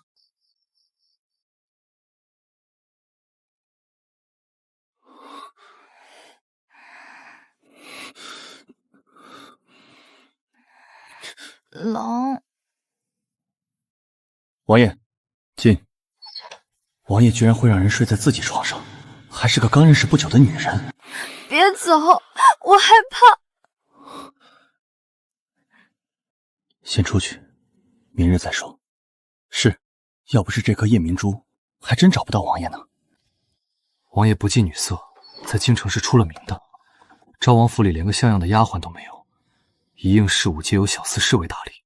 真是这样吗？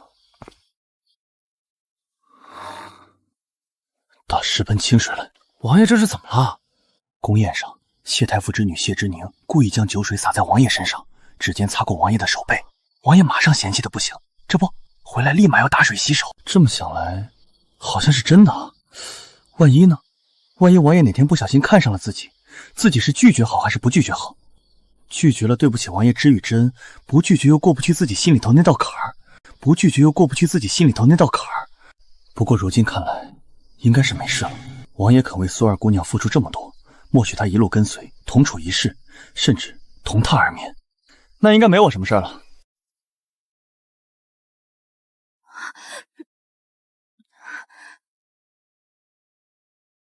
王爷放心，一切都已安排妥当，随时可以动身。要是现在下去，岂不是正好撞上他们商议正事？在那站着干什么？待会儿要走了，下来用膳。我们现在走，那梨子怎么办？姑娘放心，人已经找到了。找到了。梨子，你们干嘛捆他？属下不是故意为难这位姑娘，只是找到她时，她死活不跟我们走，只好暂时将她制住。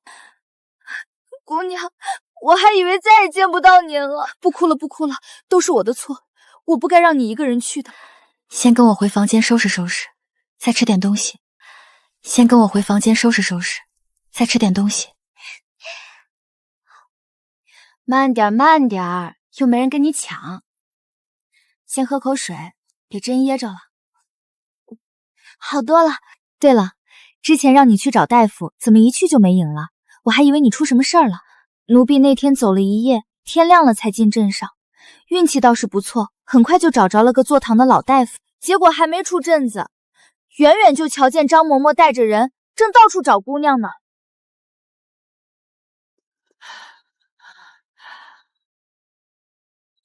这几日是否看见这个姑娘途经此处啊？张嬷嬷，这临安镇是偏僻之地，二姑娘果真会来吗？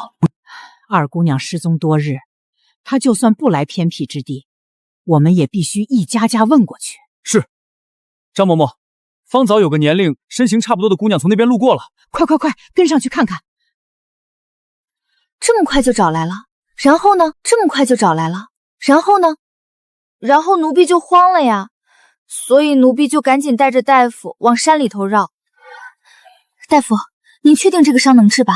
姑娘您就放心吧，一定给您治好。大夫，那边路应该是走不了了，咱们往山里去吧。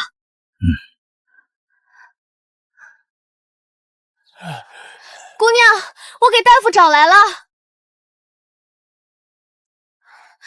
奇怪了，姑娘和王爷是去哪里了？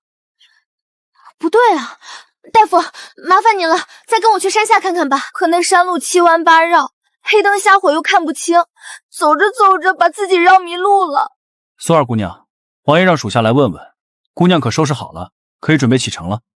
差点忘了件事，还没找燕晨要解药。知道了就来。梨子，你先慢慢吃着，等我回来咱们就走。你家王爷呢？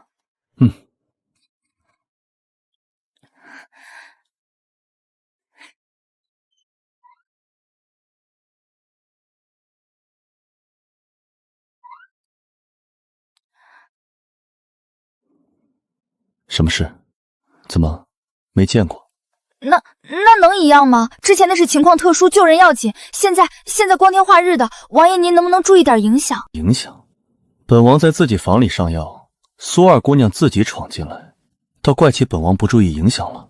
行，你了不起，你说什么都有理。那你快把解药给我，我拿了就走。这货就你来吧。王爷，您有那么多手下，随便叫一个进来给您上药不就行了？何必让我这男女授受不亲的，多不好啊！授受不亲？饶是再授受不亲，苏二姑娘与本王也亲过多回了，还差这一回？那是因为……再说了，我这伤口是你缝的，也是你昨晚压裂的，于情于理，你不该负责吗？你堂堂一个赵王，权势熏天，手下能人无数，我就不信找不出一个能给你上药的人，非得可着我一个人好。上药就上药，愣着做什么？上药啊！苏二姑娘，你就这么馋本王的身子？口水都流出来了。哪里有啊？哎呀，王爷恕罪，都怪臣女手重了，您没事吧？不错，继续。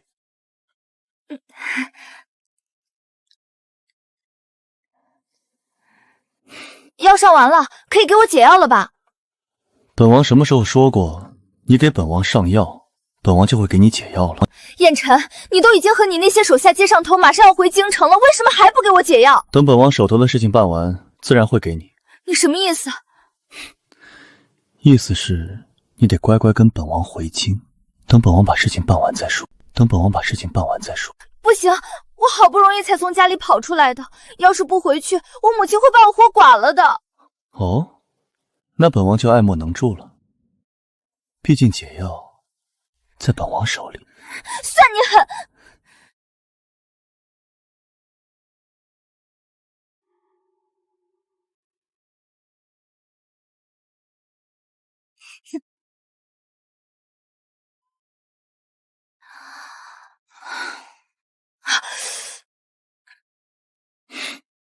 活该！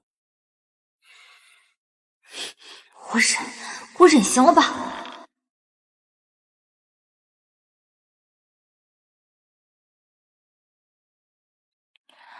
这个好。这么轻，平日里都不吃饭的吗？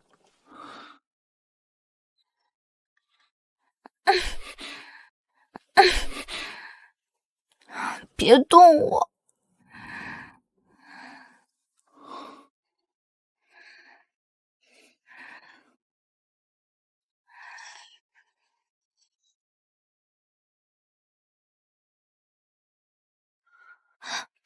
这是哪儿？姑娘醒了，这是王爷在京郊的一个庄子，可大了，奴婢早上起来转了一圈，差点迷路呢。那王爷呢？这奴婢就不知道了，一早就没见着人影，微风大人也不在，只留了几个侍卫在外头候话，兴许是在忙什么大事吧。大事？按剧情，这也没到造反的时候啊。还非得我跟着回京才能办，要是他一直办不完呢，烦死了。奴婢先给您梳头。方才我打水的时候，瞧见是后院好大一束粉樱花，开得可好了。待会儿用了早饭，咱们一起去瞧瞧去。花有什么好看的？再好看能有金子好看吗？非要这么比的话，那确实金子更好看。非要这么比的话，那确实金子更好看。好丫头，随我。姑娘，你说王爷是不是打算让您留下当王妃呀？你又胡说什么呢？奴婢这可不是胡说。姑娘，你不知道，昨晚你在马车上睡着了，王爷不许任何人吵你。后来车停了，还是王爷亲自把你抱回房间来的呢。燕晨抱我？还有呢，姑娘，你睡得可沉了。王爷把你放到床上时，你还拉着王爷的衣角不撒手呢。姑娘，王爷对你可真好，样貌好，身份高，对你又上心，比那沈小将军也不差什么。王妃听起来也好威风啊，要不你就从了王爷得了。闭嘴闭嘴，你这丫头越说越离谱了，什么王妃不王妃的，再乱说我缝了你的嘴。这傻丫头，要是知道燕晨随手就给自家姑娘喂了颗长川肚烂的毒药，不知道还说不说得出体贴对她好这种话。姑娘放心，奴婢不会到处两说的，这事儿啊就咱们主簿俩知道。算了，你先出去吧，我自己待会儿。姑娘，奴婢刚说的和王爷在一起，你再好好考虑考虑。奴婢刚说的和王爷在一起，你再好好考虑考虑。还考虑呢？解药遥遥无期，自己又像只被拴了线的风筝，被燕晨那疯子死死攥在手心里，想飞飞不走，想落又落不下，这日子什么时候才是个头？烦死了！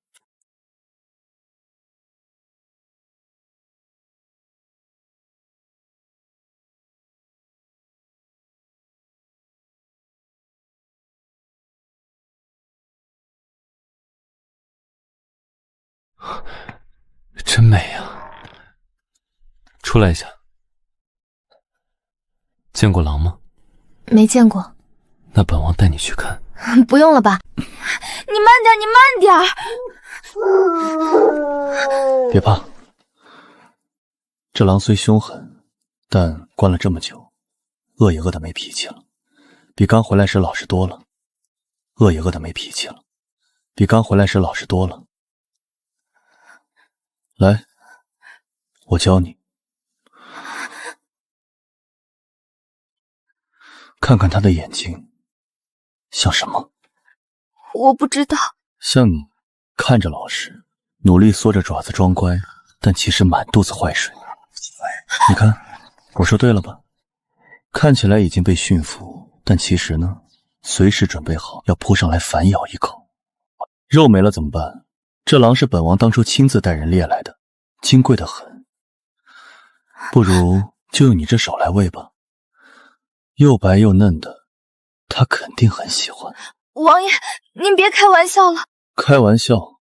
本王从不开玩笑。王爷，我到底做错了什么？求王爷您明示，饶了我。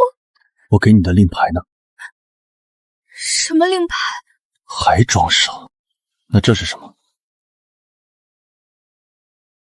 昭王燕晨遇刺身亡，圣上悲痛欲绝，错朝3日。可明眼人谁不知道，如今这天下最高兴的恐怕就是龙椅上那位。哼，谁？王爷。陆都护，好久不见。他不是死了吗？我明明亲眼见到他坠崖，那支淬着剧毒的箭还是我亲手射出的。陆都护这么晚了想去哪儿？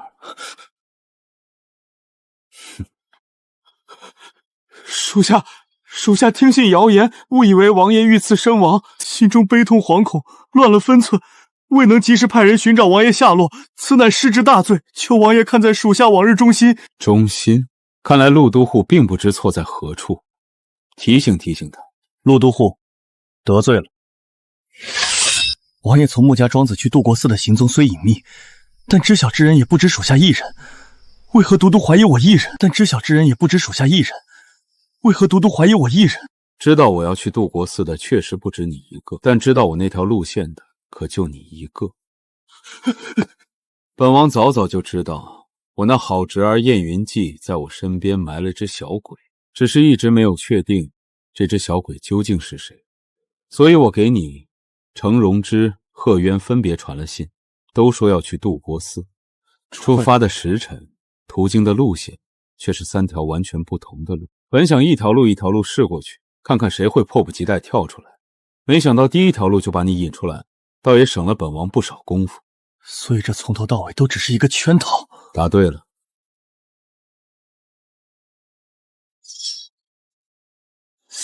苏府那边有动静了。司令，哪来的？王爷料事如神，这枚司令果然出现在了陆其白的心腹萧齐卫秋叶手中。这枚司令果然出现在了陆其白的心腹萧齐卫秋叶手中。王爷死讯传回京城后，秋叶便手持这枚司令，将王府内留守的200私兵通通召出城外，设伏射杀。幸好王爷早有部署，暗中替换了部分人手，又提前示警，兄弟们才侥幸逃过一劫，只折了3个外围的哨探。王爷，属下觉得苏二姑娘实在不像心机深沉之人。这司令之事，会不会其中有什么误会？你何时认他当主子了？属下多嘴，请王爷责罚。苏软就是精心设计的局中一枚棋子，令牌只有苏软拿到了，如今落入陆七白他们叛党手里，只能是苏软主动送出，串通刺客。苏软如果从最初的误入寝殿，到江边的巧合相救，再到这枚恰到好处出现的令牌，都是精心设计的局，那你会死得很惨。现在还有什么想说的？花朝宴上，王爷不惜押上司令助我夺魁，其实是为了试探我，对吗？试探我是否受人指使，好判断我究竟是什么人。可是我真的不知道令牌的事儿，我离家出走的时候，连换洗衣术都只带了2件，哪有功夫去管什么令牌？况且司令那么招摇的东西，花朝宴上所有人都看见他归了我，谁若真动了心思想偷，不是易如反掌吗？总不能就因为经了我的手，这黑锅就要算为我头上吧？嘴倒是挺硬。王爷，我说的都是真的。嘘，本王给过你机会解释，可你的解释太敷衍了。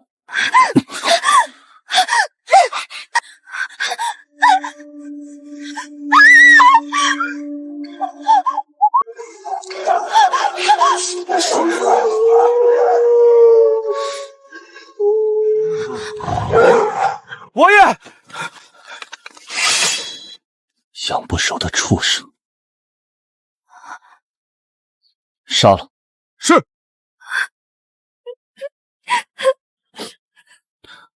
伤到哪儿了？没伤到。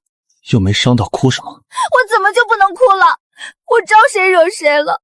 我就想离开那个家，找个地方好好活着，我有什么错？你偏偏不放过我，又是喂毒药又要砍我的手，现在还差点被狼给吃了。早知道你是这么恩将仇报的人，我当初就该让你死在江里算了。闭嘴。行了，走吧。去哪儿？包扎啊，不然等着血流干吗？哦。站都站不稳，还哭那么大声。站都站不稳，还哭那么大声。等哪天我把你按在地上砍手，扔进笼子里喂老虎，我看你腿软不软。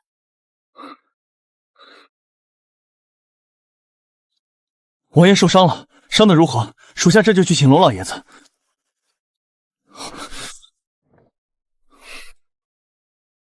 不对啊，王爷不是去找苏二姑娘算账的吗？怎么苏二姑娘一点事儿没有，王爷自己都弄了一身伤回来？魏大人，你怎么来了？我来找我家姑娘呀。我听说王爷要带我家姑娘去看狼，我长这么大还没见过真的狼呢，就想来求求姑娘带我一起瞧热闹。哎，别！干什么呀？我就问问。问什么问？王爷现在正在气头上，你要是敢这时候闯进去，信不信他把你……那狼看不成了。不就是看狼吗？我带你去。真的？不就是看狼吗？我带你去。真的？我还能骗你不成？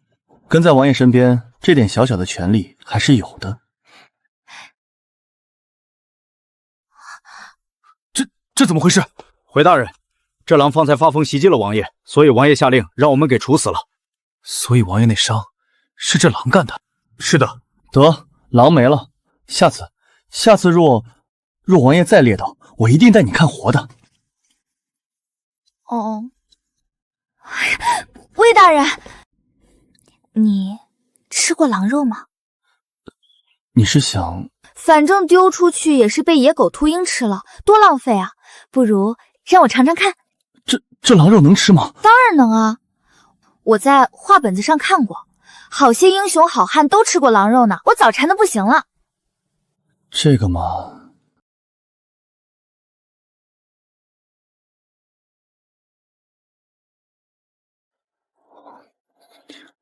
真没想到啊，梨子姑娘竟还有这手艺。那是，我家姑娘爱吃，我自己也嘴馋，所以别的本事没有，烧饭做菜琢磨吃食，我可厉害着呢。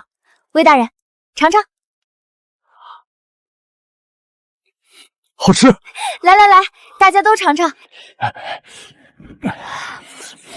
香，真香！梨子姑娘好手艺，比城里醉仙楼的烤羊腿还香。说起来，今天可真险啊！那老虎也不知怎的就发了狂，撞开笼子扑出来，爪子直冲着苏姑娘的脸就去了。王爷当时就站在旁边，想都没想，抬手就用胳膊去挡，那爪子再往上偏一点，可就落到王爷脖子上了。是啊，谁能想到呢？王爷一开始把苏姑娘吓得够呛，我们还以为，谁知道后面居然会替她挡那一下子，就是真是没想到。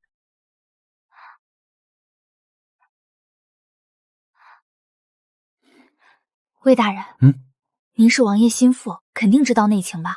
你们家王爷对我家姑娘到底什么意思啊？是不是要留她当王妃啊？嘘，你不要命了？我这不是悄悄问的吗？又没让别人听见。你问这个干什么？好奇呀！我家姑娘要是真能当王妃，那我就是王妃身边的大丫头，说出去多威风。你就说嘛，到底是不是啊？这还真不好说。这有啥不好说的？我看啊，王爷就是喜欢我们家姑娘，毕竟我们姑娘长得那么好看，性子又是顶顶好的，谁会不喜欢啊？王爷若真能遇上一个合心意的姑娘，应该也不会那么辛苦了吧？苏二姑娘其实挺不错的。哭什么？他是在心疼我，是因为替他挡下了那一爪，所以在自责，在难过。好了，别哭了，不疼的。骗人，这伤一看就很疼。幸好那一爪子没抓在我身上，不然我肯定痛死了。所以你哭成这样，不是因为担心我啊？你是在后怕，后怕这伤差点落到你身上，怕痛死你了。不然呢？你这个女人到底有没有良心？我怎么了？我为了救你的小命才受伤，结果你只庆幸伤的不是你，而我怎么样，和你半点关系都没有。是你非要拉我去看狼，还好意思说是为了救我？你是自作自受。我自作自受？滚出去！你别动了，我好不容易才处理好的，你看你又弄裂了。不用你管，滚出去！你以为我想管你啊？你以为我想管你啊？好啦好啦，我怎么会不关心你呢？若不是王爷您英勇无畏的替我挡那一下，我肯定一命呜呼了。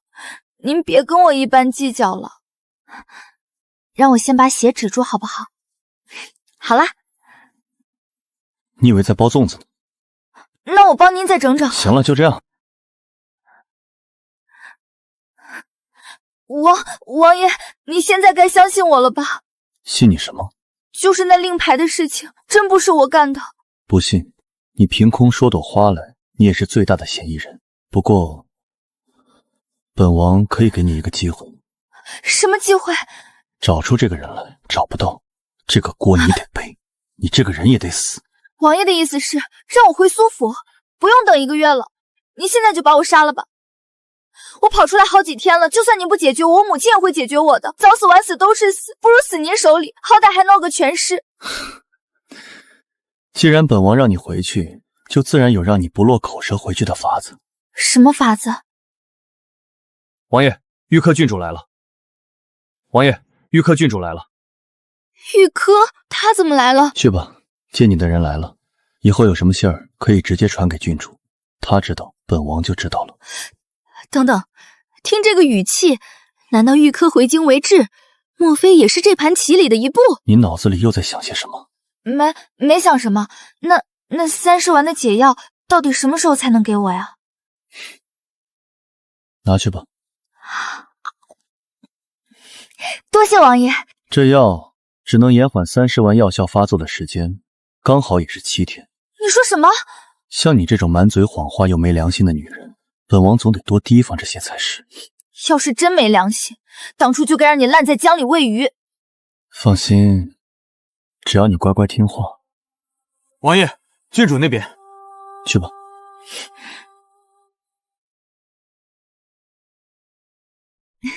可算回来了。我当那家伙把你藏庄子里金屋藏娇呢，结果就藏成这样。先收拾收拾换身衣裳吧，你这样我可不敢带你回京去。满京城这些贵女里头，论模样还是你酥软拔签儿，稍一收拾便能把人的眼睛晃花。那是自然，我若是皇帝，见了这样角色，定不管不顾也要抢进宫里去当妃子。真不害臊，我这叫美而自知。好吧，我得修正一下我刚才的话。苏二姑娘不仅是满京城贵女里最好看的，性子也是最合我心意的，总不像京城这些无趣的人。你怎么知道我脚的尺寸？也太合脚了。我可不知道，知道的另有其人。我向来不在这些衣裳首饰上多费心。好了，既已准备妥当，咱们就走吧。再拖下去，回城天可就黑了。那你在这等我一下，我去叫梨子。姑娘快尝尝，可香了。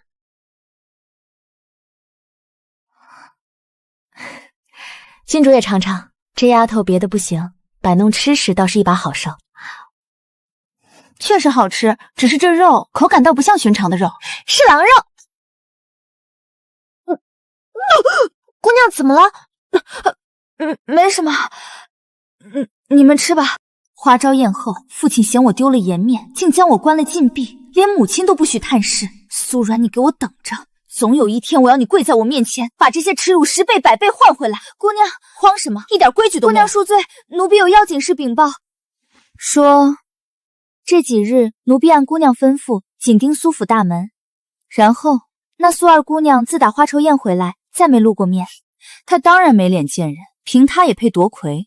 怪就怪在这儿呢，姑娘。那张嬷嬷拿着卷画像，在偷偷打听一个姑娘的下落。画像你看清了？虽说奴婢只远远偷看了一眼，但瞧着那眉眼轮廓，至少有8成像苏二姑娘。一个尚未议亲的闺阁小姐，悄无声息的不见了踪影。苏府却不敢声张，只敢偷偷摸摸的找人，说明怕坏了苏二姑娘的名声，将来可就不好说亲了。不错，这其中的遐想空间可就太大了。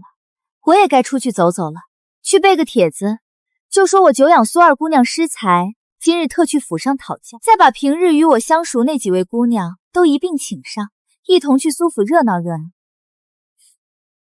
这回我倒要看看你怎么翻身。又是一夜了，软软你到底在哪里？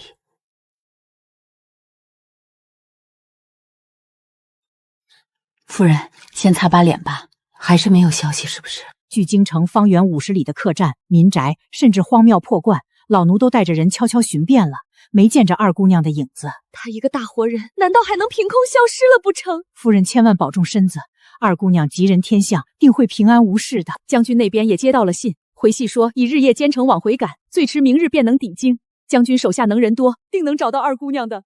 一个娇生贵养的姑娘家。夫人，乔姑娘来了。哪个乔姑娘？是御史大夫乔大官家的乔姑娘。夫人，这乔姑娘来的蹊跷，莫不是她从哪儿听说了二姑娘不在府中，故意带着人来寻衅找茬？去，告诉乔姑娘，便说二姑娘昨日感染风寒，不便见客，请各位姑娘先到花厅奉茶，我稍后便去。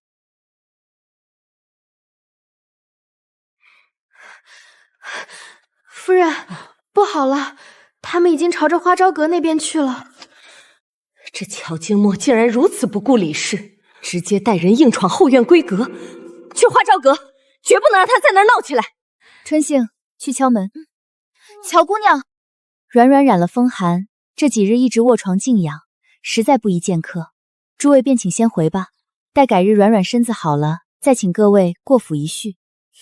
玉姑娘这话说的，我们都到这儿了，哪有过门不入的道理？软软需要静养，还请体谅。玉姑娘三番两次阻拦，莫非软妹妹这病有什么蹊跷？还是说这屋子里压根儿就没人？乔姑娘，此处是辅国将军府的内院，您不听劝阻擅闯至此，难道乔大人平日里就是这般教导姑娘的吗？玉清河，你算个什么东西？不过一个父母双亡又寄人篱下的孤女，也配在本姑娘面前摆谱？住手！苏夫人，没事吧？姨母放心，我没事。乔姑娘今日这般兴师动众，带着这么多人闯我后院，到底想干什么？我竟不知什么时候我辅国大将军府也归御史台管了。苏夫人何必对我们这些小辈如此疾言厉色？我们只是听说阮妹妹病了，这才结伴前来探望。可雍姑娘与苏夫人却百般拦着不让见，难道真如外面那些传言所说？你可知慎言！苏夫人，并非我胡言乱语，而是如今市井之中早已传遍了。都说苏二姑娘与外男私奔，府上的张嬷嬷天天拿着画像在码头、车马行那些地方偷偷寻人。本来我也是不信的，可今日见苏夫人与玉姑娘对我等这般严防死守，倒让我不得不信上几分了。乔姑娘如此信誓旦旦，是笃定了阮阮此刻不在这个房间里，是吗？是又如何？好，既然如此，那便请乔姑娘与诸位姐妹一起进去看看。早该如此。有一句话我须得说在前头，若阮阮好好在房里养病，她一个未出阁的姑娘家，被诸位平白泼上一身私奔的脏水，这名声一旦污了，往后叫她如何自处？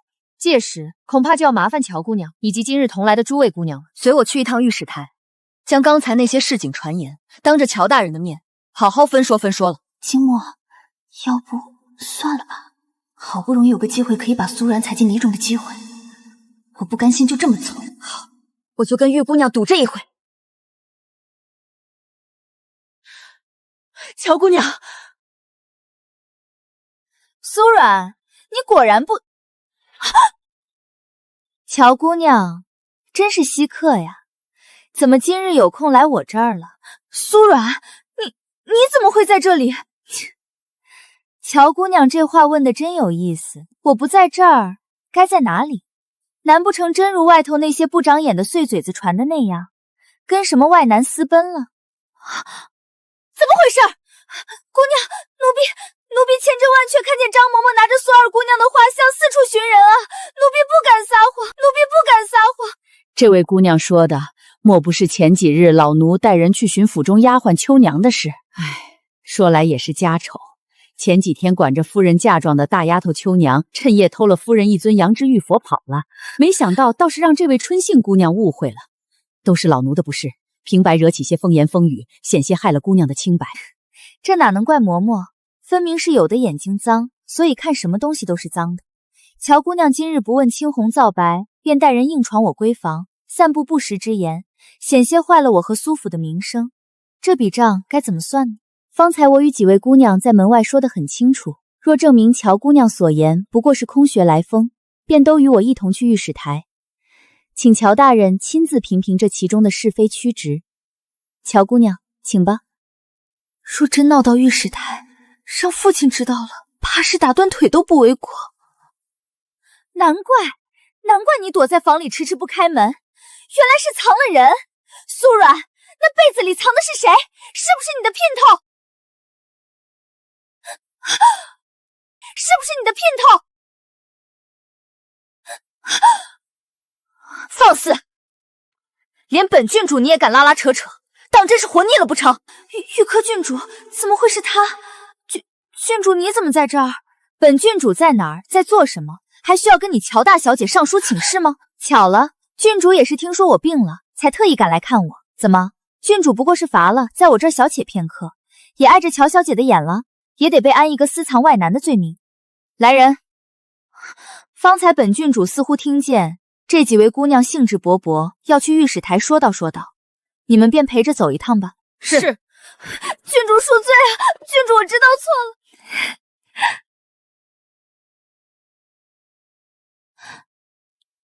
跪下。母亲，姨母，软软她才刚回来，身子怕是还虚着，有什么事不如到时候再说。这几日去哪儿了？苏夫人息怒，此事说来都是玉壳的不是。我初到京城也无知交好友，那日花嗔宴上与软软一见如故，只觉相见恨晚，便没顾上礼数，擅作主张接了软软去我府上小住了几日，想着与她多亲近亲近，没来得及跟夫人知会一声，让夫人担心了。夫人若要怪，便怪我吧。郡主快请起，这如何使得？夫人，我这性子在边关也惯了，行事没个章法，真不能怪软软。姨母，幸而如今软软平安无恙的回来了，这便是最大的幸事了。既然郡主开口，今日便算了，起来吧。多谢。既然如此，那我就先告辞了。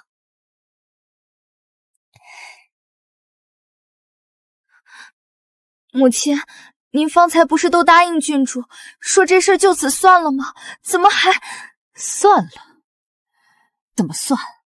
你知不知道这几天为了找你，我一宿一宿睡不着，都快把这京城翻个底儿涂了。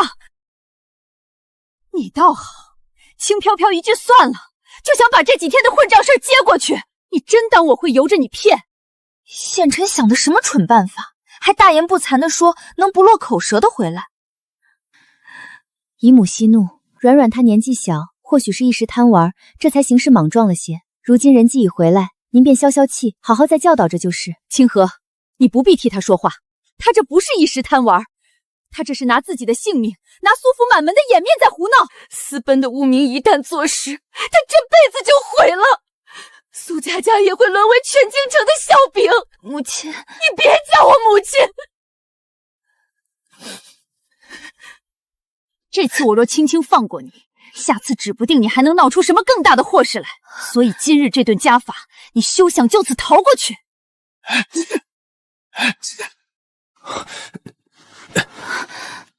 没事吧？这是苏明熙。将军继儿，你们怎么这时候到了？信里不是说至少要等到明日午间吗？哎呦，夫人，你下手可真够重的，痛死为夫了。走，站住！你们给我回来！你先别追了，先帮我看看我这胳膊。你就会护着？你到底知不知道他这次闯了多大的祸？夫人消消气，不就是小孩子贪玩跑出去野了几天吗？你听听你说的是人话吗？一个未出阁的姑娘家，莫名其妙失踪好几天。夫人教训的是，这丫头确实是无法无天，实在该骂，也该狠狠教训。待会儿我就去找她，把她骂哭的稀里哗啦，让她再也不敢犯浑，好不好？不过夫人，你先帮我看看这伤呗，我是真疼啊！你瞧瞧，都肿起来老高了，战场上挨一刀也没这么疼啊！你快看看，活该，一点皮肉伤而已，待会儿让张嬷嬷拿药酒揉一揉就好了。那夫人帮我揉。哎呦，夫人要见死不救喽！你说你都多大年纪了，就不能正经点儿？多大年纪不也是你夫君吗？受了伤自然要你管。回屋再说。好，好，好，夫人你扶我一把，我头晕，站不太稳。姑娘，你没事吧？夫人打你哪儿了？疼不疼？严不严重啊？你只管放120个心，有你家大爷在，怎么可能有事儿？喏，拿着。大爷，这是……自然是赏你的，多亏你这小丫头机灵，直到跑去前门给我和爹报信儿，才免了软软今日受苦。这银子你且拿着买糖吃去。多谢大爷赏。没想到啊，梨子，关键时候还知道跑去搬救兵呢。那可不，虽说奴婢脑子不大聪明，但关键时刻可从不掉链子。就知道夸你的好丫头，不知道夸夸你的好哥哥。若不是我和爹及时赶到，就你这小身板，非给娘打个半死不可。多谢我的好哥哥出手相救，大恩大德，没齿难忘。这还差不多。对了，我这次回来给你带了好多好东西，都是关外才有的稀罕玩意儿，保准你喜欢。哎，慢点慢点，东西全在我屋呢。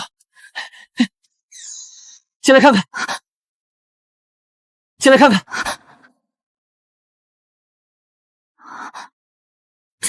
这都是你带回来的？那可不。来来来，试试这个。啊，好看。西域那边的姑娘都这样打扮，我一瞧着便觉得适合你。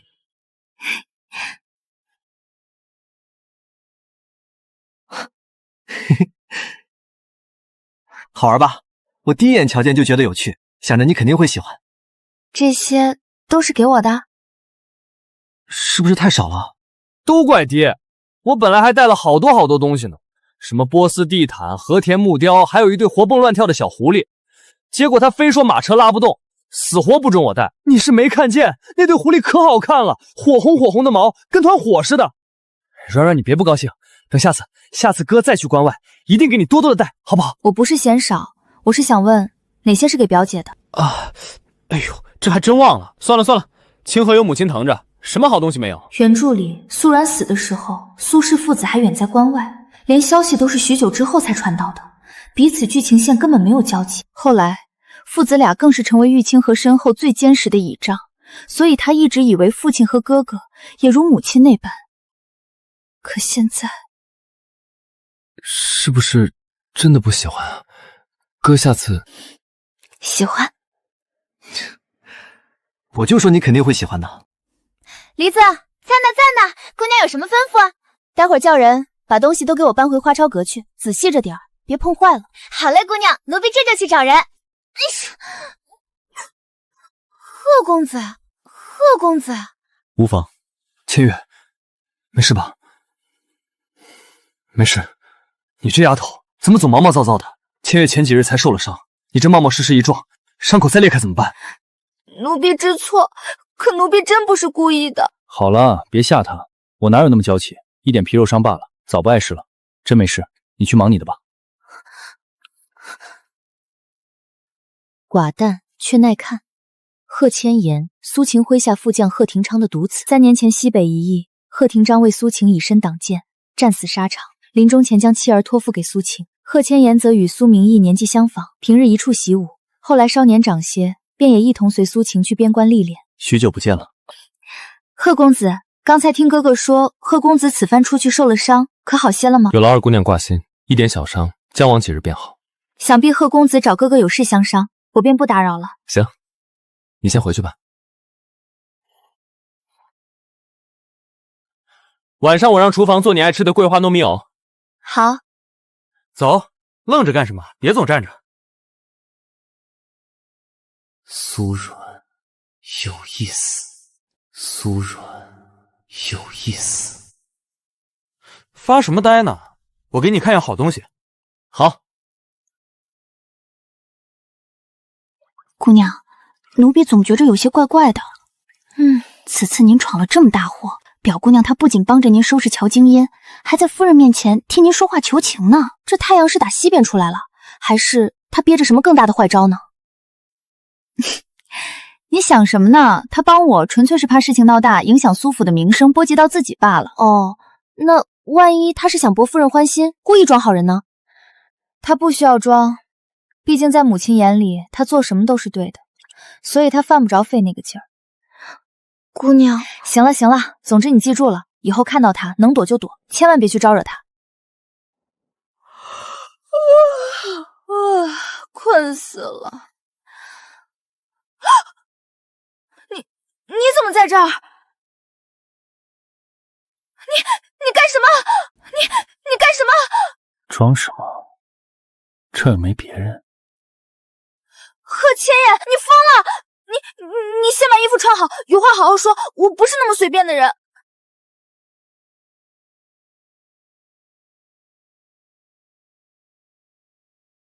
这些伤，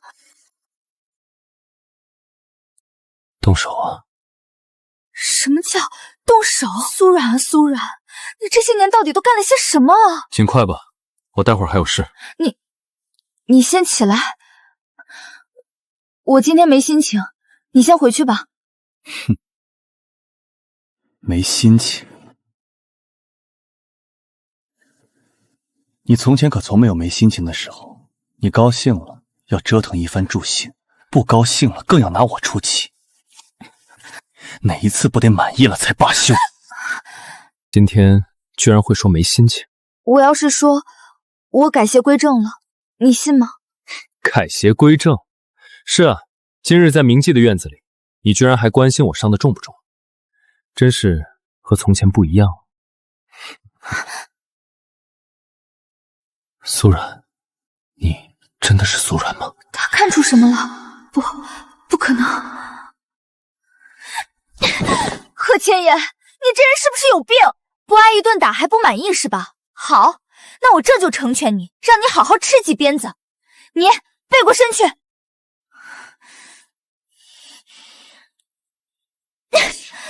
随你怎么想，怎么说。反正以后我不想打你了，你没事也别来招惹我。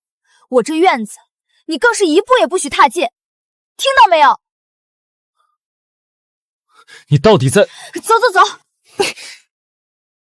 原主，你真是造孽啊！这都留下的什么烂摊子？真不知道底还埋着多少我不知道的坑，等着我这个冒牌人去跳。不管你搞什么鬼，我一定会亲手将你解决。燕晨，你别走，你别动了，我给你处理伤口。真是疯了！我说祖宗，你又伤哪儿了？自打跟了你这个不省心的，老子真是一天安生日子都没有。昨儿才顶着剑伤回来，我费了多大劲儿给你处理干净。我去山上采药，气儿还没喘匀呢，就听说你又被狼给咬了。没什么大碍，我看看。这谁给你包扎的？这手法！给你重新处理包扎一下，这绷带缠得松一扣紧一扣的，血都没止利索，万一化脓就难办了。不必了，就这样吧。什么？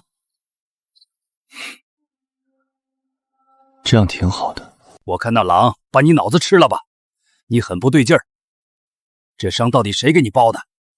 我可听说了啊，昨夜你往庄子里带回来一个姑娘，不仅亲力亲为给她挑了衣裳首饰，连那鞋的尺寸都是你划定的。上次给我的紫金丹还有没有？紫金丹？你不是不喜欢温补调理的丹药吗？我体内那毒种的太深，吃了也无甚用处，拿来逗逗小猫还行，拿来逗逗小猫还行。就剩这5颗了，你省着点用。你体内内毒已陆续变出了其中7种，只剩最后2种，始终摸不准到底是什么。不过既然已经有了方向，就不算全无希望。你只需尽力，保我到大仇得报那一天就行。14年了，从在冷宫里见到他到现在。王爷，得，我也不在这碍你的眼了。查得如何？苏二姑娘那边，属下让人仔细查过了，她确实痴恋沈小将军。此前，苏二姑娘走往永安侯府地勤师，还多次等在沈小将军上下朝的必经之路上，试图拦车，扬言要嫁与他为妻。还有呢，还有，苏二姑娘与那位贺前言贺公子似乎也有些牵扯。似乎，贺前言入夜后不久，便又去了苏二小将屋中，出来时衣衫略显不整。王爷，您的手。本王倒是小瞧了他，一个沈昭也还不够，还要勾着个寄人篱下的破老妇，他就这么……王爷息怒，因为离得远，又隔着门窗，并未看清屋内情形，未必就是……闭嘴！你胆敢再帮他多说一个字，本王现在就拔了你的舌头！王爷，你的伤是不是也对谁都这样想、这样闹、这样不知死活的撩拨呢？王爷，滚开！太谢了，好像一下就能捏断。燕晨，我老别走。他在叫我，不是别人，是我。麻烦着。苏然，遇见我之前的事，我都原谅你。但如果以后再被我发现，你还敢背着我招惹别的男人，我会剁了他们，也会剁了你。姑娘，该起了。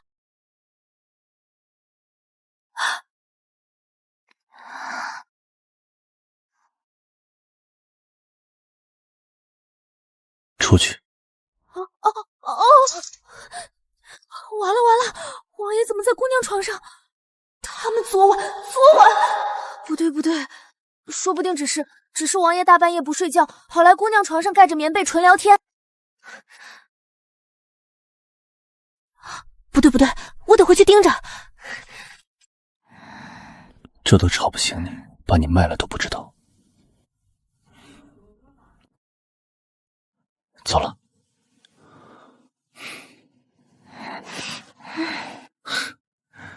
怎么没声音了？不会又睡着了吧？今日之事，什么该说，什么不该说。奴婢知道，奴婢嘴最严了，奴婢什么都没看见，什么都不知道。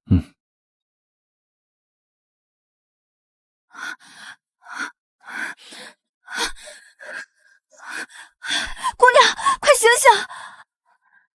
人走了，走了，门都关严实了。吓死我了！被贺千言一搅到，我都睡不着。结果又来了个燕晨，一来就掐住我的脖子。Oh my god！ 还好我随机应变。这人怎么跟个病娇似的？姑娘说什么？没什么。他走之前说什么了没有？就说让奴婢知道什么该说，什么不该说。行，姑娘，您跟王爷昨晚那个了没有？哪个？就是那个呀，就圆房。脑子里整天都装的什么？可你们孤男寡女共处一室。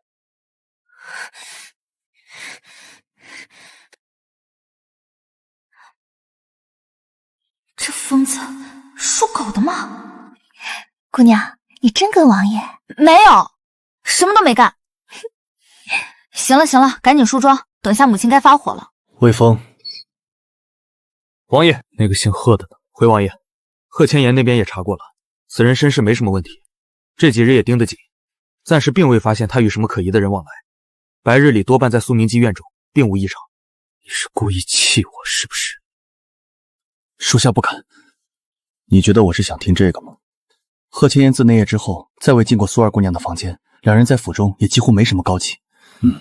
那女人说到底只有点小聪明，你让人盯着点儿，别惊了本王要钓的鱼。王爷嘴上说着怕坏了钓鱼大计，可分明是怕那位苏二姑娘查得太莽撞，把自己折进去。你又在想什么？属下这就去安排人盯紧苏二姑娘那边，绝不会让她出一点岔子。你如今倒很会揣度本王的心思。属下不敢，属下只是……行了，退下吧。等等，明日让郡主来一趟，别惊动了人。是。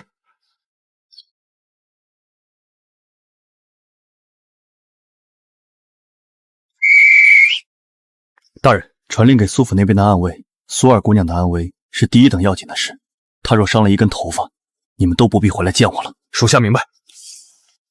苏二姑娘啊，苏二姑娘，你可千万争点气，别再出什么幺蛾子了。你要是敢折腾你自己的命，王爷折腾的可就是我的小命了。还是那条丑蝴蝶结顺眼些。